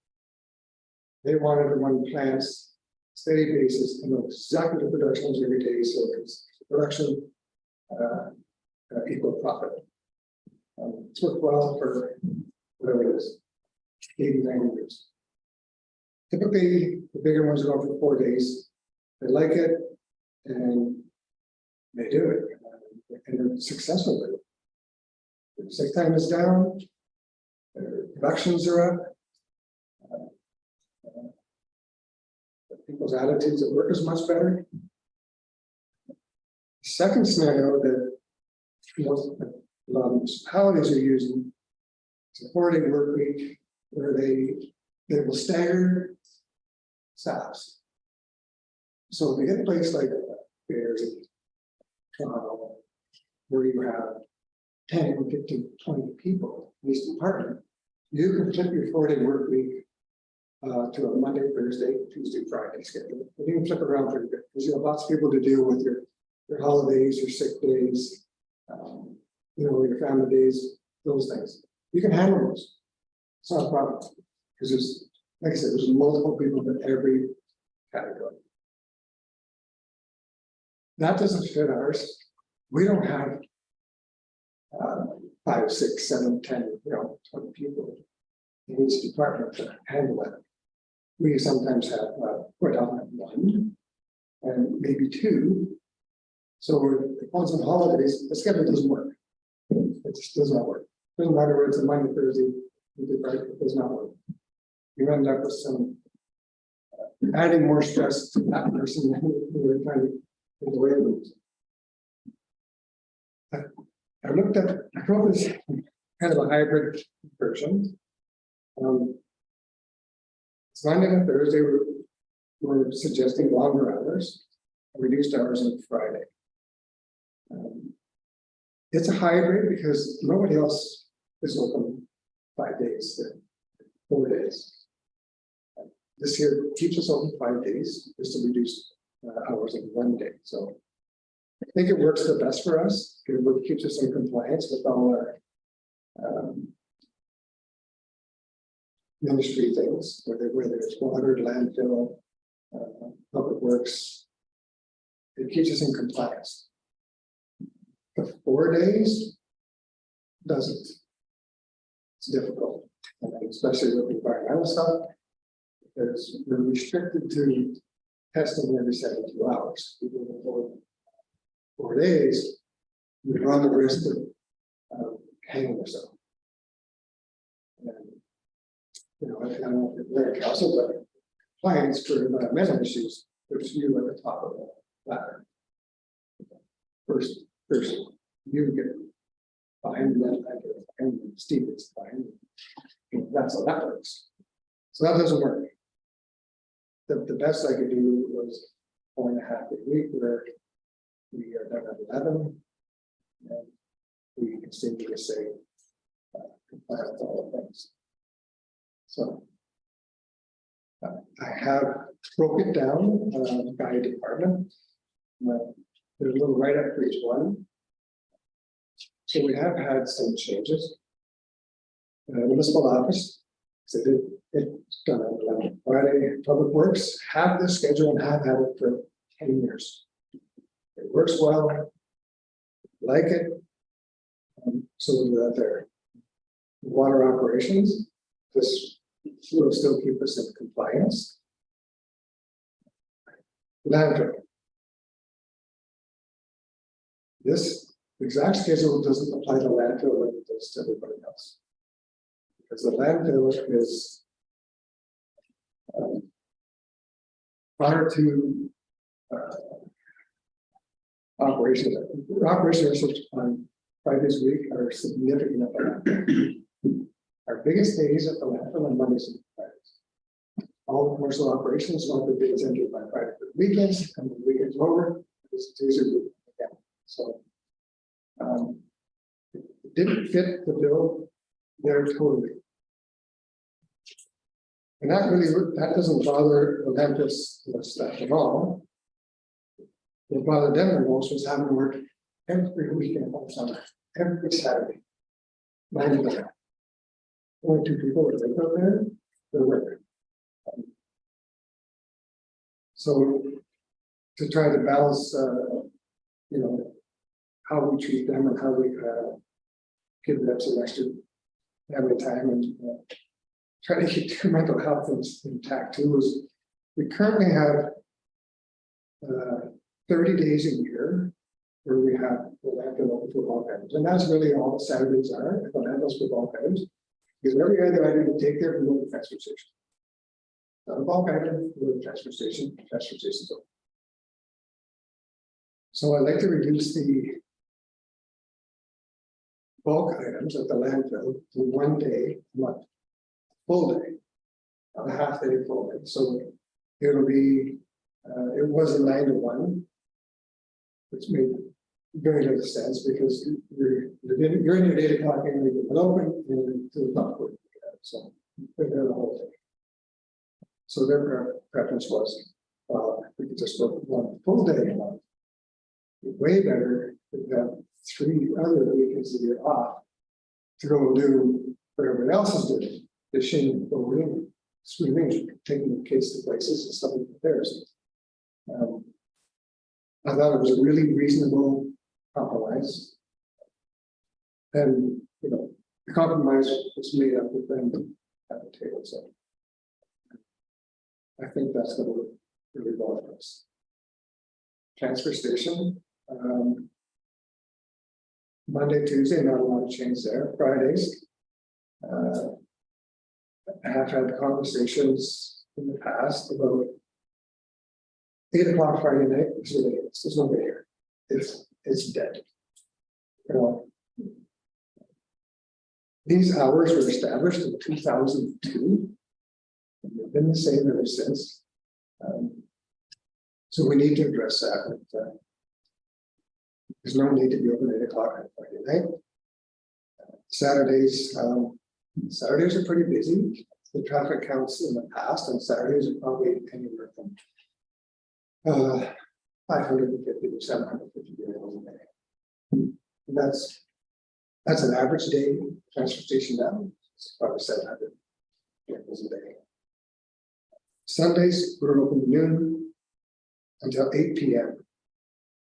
I don't think we need to be open Sundays till 8 p.m. I think Sundays should go to 9 to 5. Most people who are going to their garbage dump on Sunday are going first thing. Because they're lined up at the gate at noon and they're ticked because we don't open till noon. I get that. So this would, and noon until 8 on Sunday ruins your entire day. You can't do it. You can't go over, you can't. You're stuck at home all day. So those are the proposed changes in the hourly structure for municipality. Happy to continue these discussions. I don't know how much more explaining I can do, but happy to have this discussion. Council to see if we can find some way to get ahead of the curve here. Typically, we do this thing ahead of the curve on almost everything that's been done in the area. I know there are other municipalities looking at this as well, so. We need to get into the modern times. We're going to keep staffing, we're going to keep mental health at the forefront, we need to get into the modern times. Thank you. Council, let's say you, Constable. 2 things. First off, with the landfill, I wouldn't mind if it's possible to see what our intake is on Saturdays. To see what sort of numbers we're doing every Saturday consistently. And that's not to say that it's high, I'm opposed to changing it, but it would be nice to actually see what we are doing each Saturday when we are open. And then my other one is I'm okay with a shortened work week, but I'm not sure about Friday having the office closed at 11, even if we're not really getting a lot of traffic. I don't know, I'm almost like there's a way to augment the schedule somehow. Whereas, yeah, I don't know. Yeah, I don't know. There you go. I am in favor of rest work week. I find it a complete value in the mental health. They see firsthand every day how It's impossible to get staff. It's very hard to keep staff and keep them happy. I think it's a great move for our municipality to be the instigator and like be ahead of the ball or however you worded it. I have a couple of questions, but I am in favor of this. And council meeting packages, we do get those Friday afternoons. Typically, I just wanted to see if there would be a change in the time schedule for receiving council. I just want to make sure we're still getting enough time to review our council package. Being selfish there. I wondered if this would be proposed as a pilot project or a permanent project. I would recommend maybe, I mean, I know it's hard to change something and then change it back, so I know that's challenging, but I was going to recommend maybe even a long-term pilot, like a 1-year pilot, evaluate how staff feel about it. I'd love to see even a survey of staff at the end to see if it's making sense. It can be a challenge for some people looking for childcare to be able to do this too. So I just want to make sure it's good for staff as a whole. Sunday nights at the transfer station. I'm being selfish again, I do use it Sunday nights because that's when I get my stuff done, but I wondered if there might be a compromise and maybe a 10 to 6 instead of 9 to 5, maybe giving staff a little bit of time to get there more in the morning, but still having a little bit of extra time into the evening. I don't know how many people come after dinner on a Sunday night. So my only proposal to the hours might be the transfer station Sunday to maybe look at a 10 to 6. And then just my last thing is really about communication, because I think this is really important to communicate to the public what these changes are. The municipal office, for sure, being closed on a Friday afternoon could come with some negative responses from ratepayers, but if they are advised, I think we can schedule accordingly. And I mean, we had the municipal office closed for a period during COVID, so people are used to, I think at this point, booking an appointment and making, I would hope so that that's assumed. I think that's really important about that, how discussing how this could be best communicated to the ratepayers in advance, so there's not repercussions, but overall, I am in favor of this. Thank you, worship. Yeah, I'm in favor of what the council has, or the staff has put before me.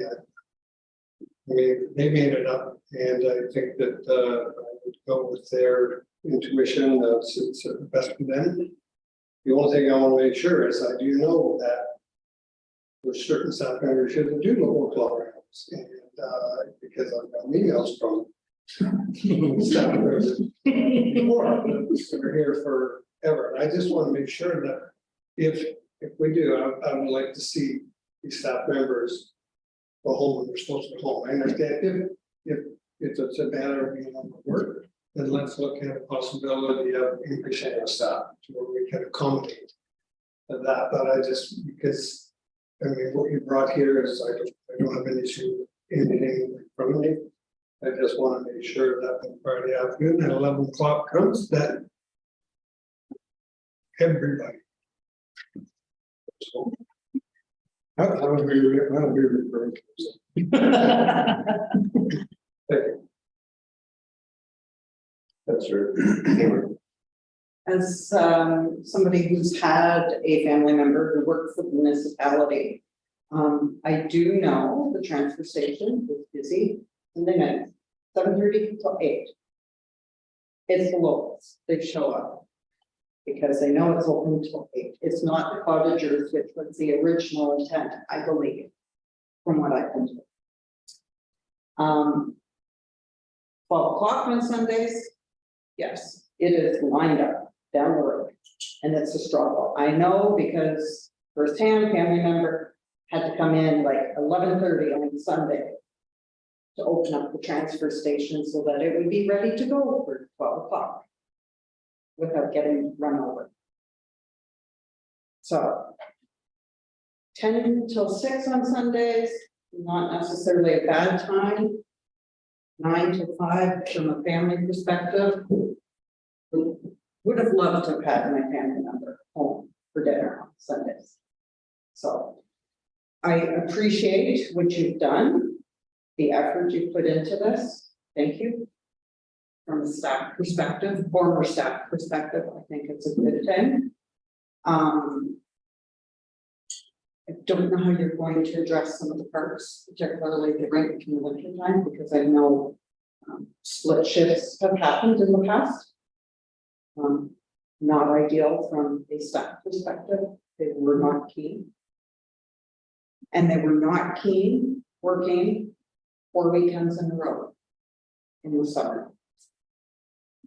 And then having 4 weekends off and then back in 4 weekends. So I don't know that there's an easy fix for that. But on this issue, the hours themselves, and your comment was you're okay with municipal hours, it was the transfer station, you're suggesting the Not 10 necessarily. to 6. 5, which I think those are 4, rest of it. I'm not sure which is better. I think you'd have to do a survey. But keep track of numbers per hour. Well, hard to do if it's not done it on a Sunday. For those 3 extra hours, sorry. Yeah, the transfer station on Sunday, I'm not too worried about. I'm one of those evil people that show up at like 7:55.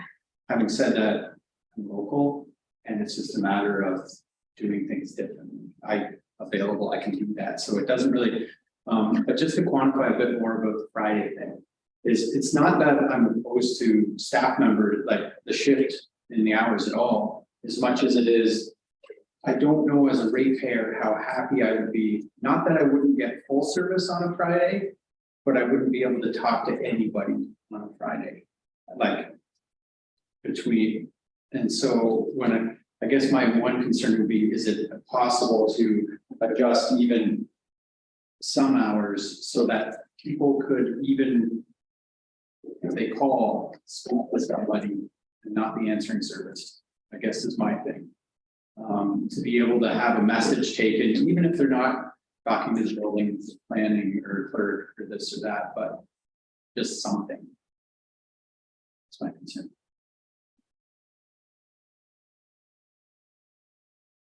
I'm all right with what you suggested. I agree with anything we can do to help the health, physical and mental of our staff members. I'm going to make the assumption, I think you said that this has been discussed through all levels of staff in terms of agreement towards doing this. I know the comment in terms of the agenda. So Mrs. West, you're comfortable with these hours in terms of doing that. Councilor Lyman raised the issue of staff. We're trying to address that. We've been trying to hire a planner for quite some time now and a director of operations. We're going to have to step that up. Obviously, that will alleviate a lot of the time issues on Mrs. West in particular, so that she can spend more time on clerking operations part of it and less on the planning hopefully to do. So hopefully that happens sooner rather than later to do that. But I'm okay with this. Humans are very flexible by nature. Once they start working with a new schedule, it's not very long before they figure it out. The only thing is, I was here in 2002 when this transfer station's schedule was set. So it's part of my legacy. I hate to see it go. But I'm not going to the transfer station on a Sunday night. So, personal perspective, I'm okay with this. And I know that one morning, the Fridays, period at 7, that opens it up for some people may not be able to have to be at work by 8. Now they've got one day where between 7 and 8 they can go in. I know it's an issue with public works too, because they open the big gate early and then people are coming in and they're not going to spend any time using that, stopping them from going around and going up and doing it. So I'm okay with all this on the assumption that this has been vetted by all levels of staffing and people are okay with doing this. Pretty much impossible, I think, to do that kind of a survey because it's not gonna, how are they gonna, and if one of those things you gotta be careful what you ask for. If you put out a survey in terms of what would you like to see, you're probably gonna be going for at the end of the day because you just kind of get 100 different variations of what this is. So I'll go with, and in the office, there's security issues as well. I know now we always try to have at least one manager in here and never one staff member by themselves at all times, because that's not a good situation either. And once again, we're victim of our own small staff where it's hard to say, well, let's, try and stretch this out a bit, but let this person be off and that person be working, because then we put employees at risk then. Someone coming in, but I wouldn't support that at all. So as long as this maintains our level of security or increases it, then I'm happy with that. So I'm completely okay with this schedule. So, sorry, this is Wes. I just demoted you to council. Just your worship, Councilor Constable's notes about the municipal office. COVID did make a lot of our procedures available outside of our regular office hours. Building permits are issued online now, payments are able to be paid online or through service. We have the Dropbox up front. And it's really, we've all noticed a decline, especially on Fridays, of traffic through the municipal office.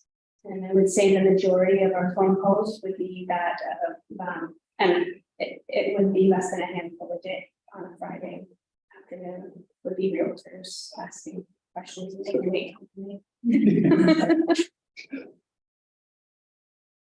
So they leave everything to the last minute. Councilor Blower. Sorry, I just wanted to comment, I think that's a good point, and any communication that goes out, if I might be so bold to offer that, I think that would be important to pose it as a positive, rather than that we're cutting back our hours. We are actually, thanks to COVID, some good things have come out of it, and we're now able to offer these services. I just think it's easier to accept, but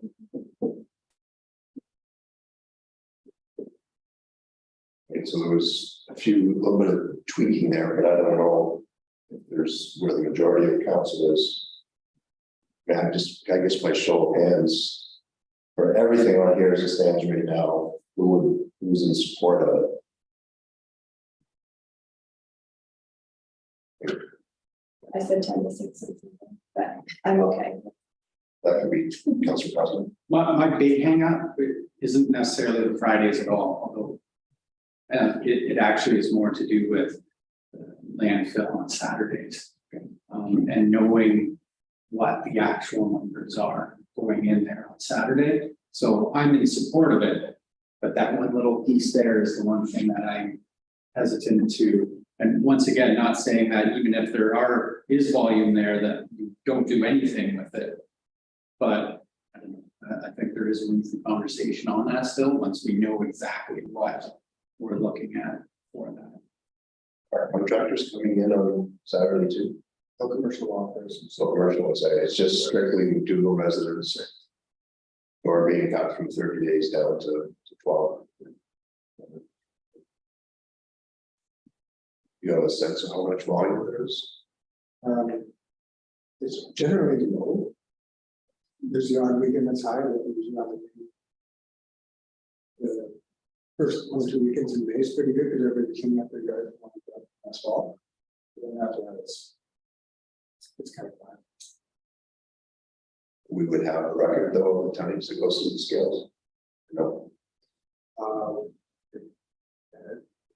It's it depends. It goes through the files and effective. And there's a movie though. It's small stuff. I think maybe we can cover that option with the idea that was the suggestion by Councilor Blower of like a pilot there, although it's, as a council, we can change our minds whenever we want to anyway. Do it. So if we say this is what it is, and then if in a year's time we say this isn't working, but I would suggest on the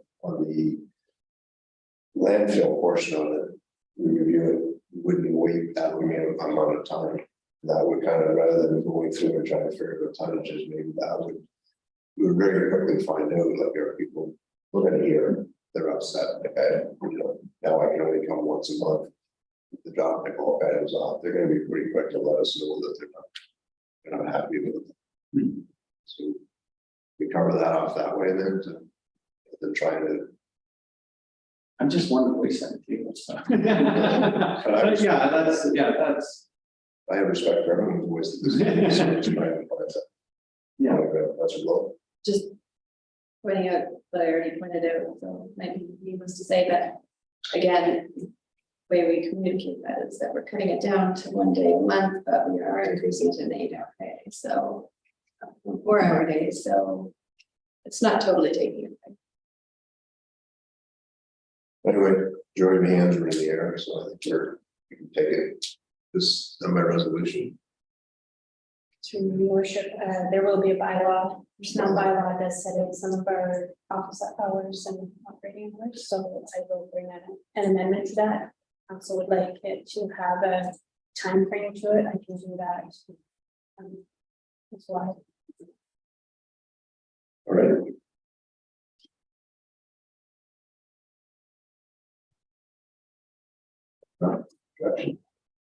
Correction. General items and new business. Sir, floor. I do have one item of new business that I might be so bold. I just wanted to touch quickly on, going back to Mr. Hunt's comment about pool and the municipal services board meeting that I am aware is happening next week. I understand that there will be some more costs coming to that meeting regarding 4 or 6 lane pool. And I know that we're all aware of, we've been getting letters for months, I'm sure, on the requests for a 6 lane pool, and it's becoming quite public in the media lately too. I do feel like it's worthwhile, if it pleases council, to have a quick conversation about where rest of council, all of council stands on our opinions on a 4 versus 6 lane pool. If we could entertain that idea, I would appreciate it, for the sake of the public, to know where we all stand on this issue. It's premature discussion though, because we don't have those numbers. The first question is going to be, and that's why I was the committee member when this first came forward. Which a lot of us is like, well, I'll have a 10 lane, well, if it's 12 lanes, I mean, I'm okay with that, but it all comes down to costs at the end of the day. So for this council to say at this point, yes, it's a 6 lane pool, I think is, how can we say that, not knowing what that cost is? There's going to be a capital cost attached to that for sure. There's going to be an operating cost attached to that for sure. And I don't know what those numbers are. And we already know we're way over budget on this project, to the point where it may cause us to lose some of our members in there, which will then drive us over. If you look at the cost right now, if the one estimate, I know it could be as much as easily $10 million over budget. Of that 10, and I'm just picking that, there are some numbers out there, but McDougall is on for 16.2 or 4%. So a $10 million overrun, we would be on the hook for $1.6 million and change. That's huge on a budget of our size. I see the CFO nodding here and probably shaking in her chair. So I think at this point, I'm going to speak as the pool rep there, is that I don't want to go to that meeting being hamstrung to say, I've got to go steering committee, you've done a great job, but I'm going to ignore your numbers and I'm going to tell you it's going to be 6 lane, because there's no way I can come back to this council table afterwards and say, here's your expenses to do it.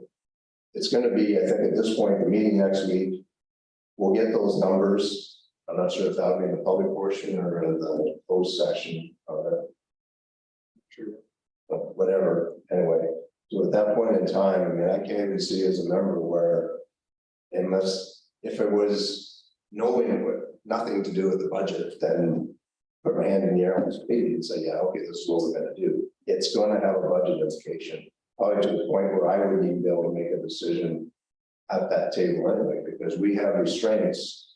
We are an operating committee at this point in time with management responsibilities. So I do have the authority sitting there as the voting rep, put my hand in the air and say, yes, we're going to do this. But if I see some numbers that cause me concern, that there's not a chance that I'm going to do anything in that particular meeting on it. I understand where the ratepayers are and the community members are in terms of what they think we need, what they want. We've already been through this once. We've had the study done. We were told for our population community size, a 4 lane pool is the size pool that we can keep within our operating budgets and make sense. But we're still listening to the public. We're going to give it another try. We've the steering committee's been struggling with this, trying to come up with those numbers. I understand now they have those numbers. I haven't seen them yet, to come up with that meeting. But I think it's way premature for this council table to say, yes, we're supporting a 6-lane pool. How can we say that? We don't have those numbers. We have no idea what this is going to do to our costs. So look, Thank you, I appreciate that, and I also wanted to thank the steering committee members, I imagine this is a lot of work, I wouldn't want that job right now. I do have a few questions though, that I'm hoping maybe I could just put into the minds of those in the municipal services board before that meeting, that I would, maybe it's because I'm new to council, I'm not clear on a few things.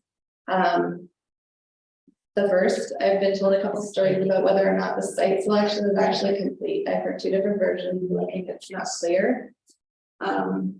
If the site is final or not. The second thing is, I've been told that we have not raised any funds until the decision has been made for 6-lane pool, and I'm also being told that the fundraising team and consultants are not prepared to raise any funds for a 4-lane pool at this time.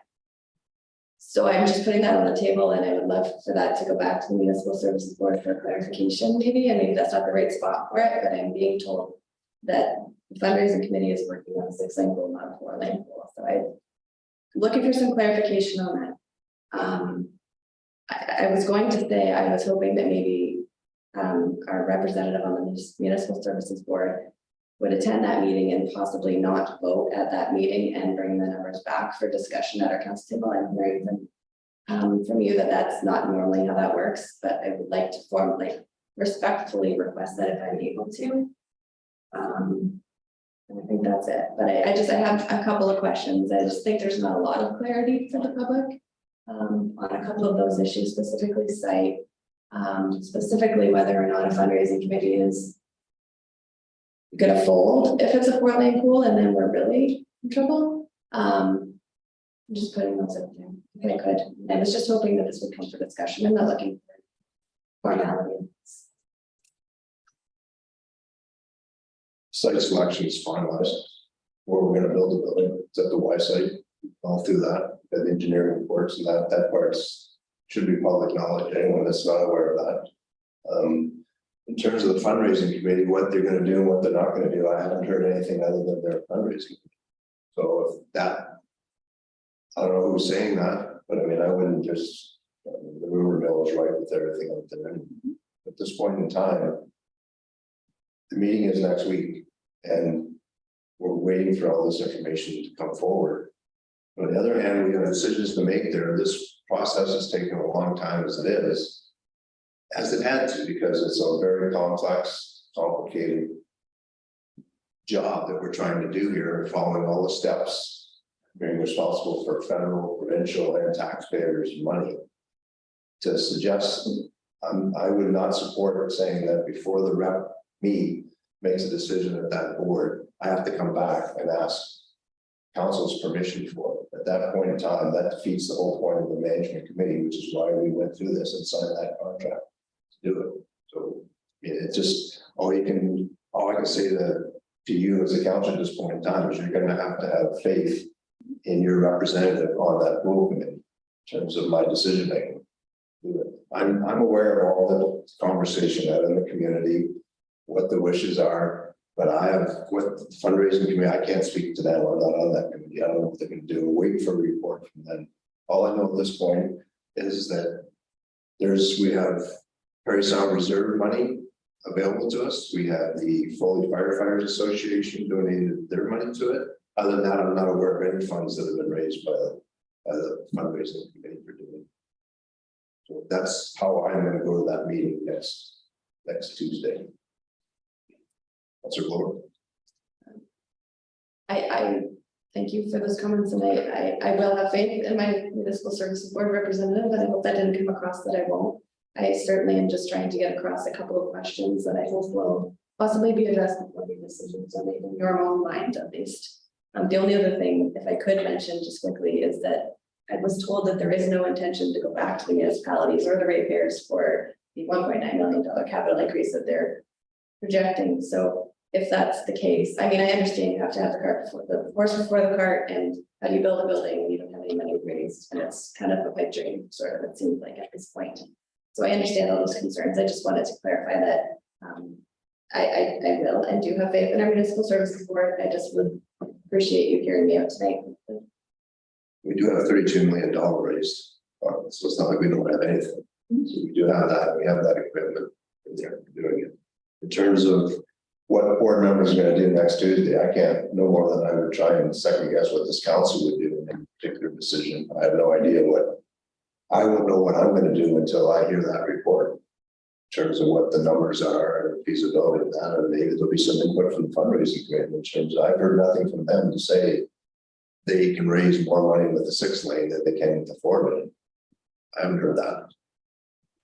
There's, once again, self-appointed people out there sending letters to the newspaper and that sort of thing, but that doesn't carry any water with me. Other than it's a free country, they're entitled to their opinion. Anything else?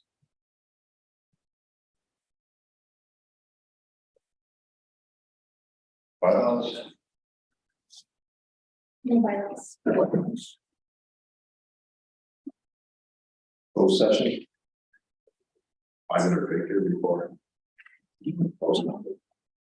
We want to take a resolution and go into the take a public break and then just talk about Moved by Councilor Ford, second by Councilor Constable, be it resolved, the next portion of the meeting closed to the public at 9:21 p.m. in order to address matters pertaining to personal matters about identifiable individuals, whether it's employees or local board employees, opposed to pending acquisition or disposition of land by the municipality or local board, labor relations or employee negotiations. All those in favor? Good.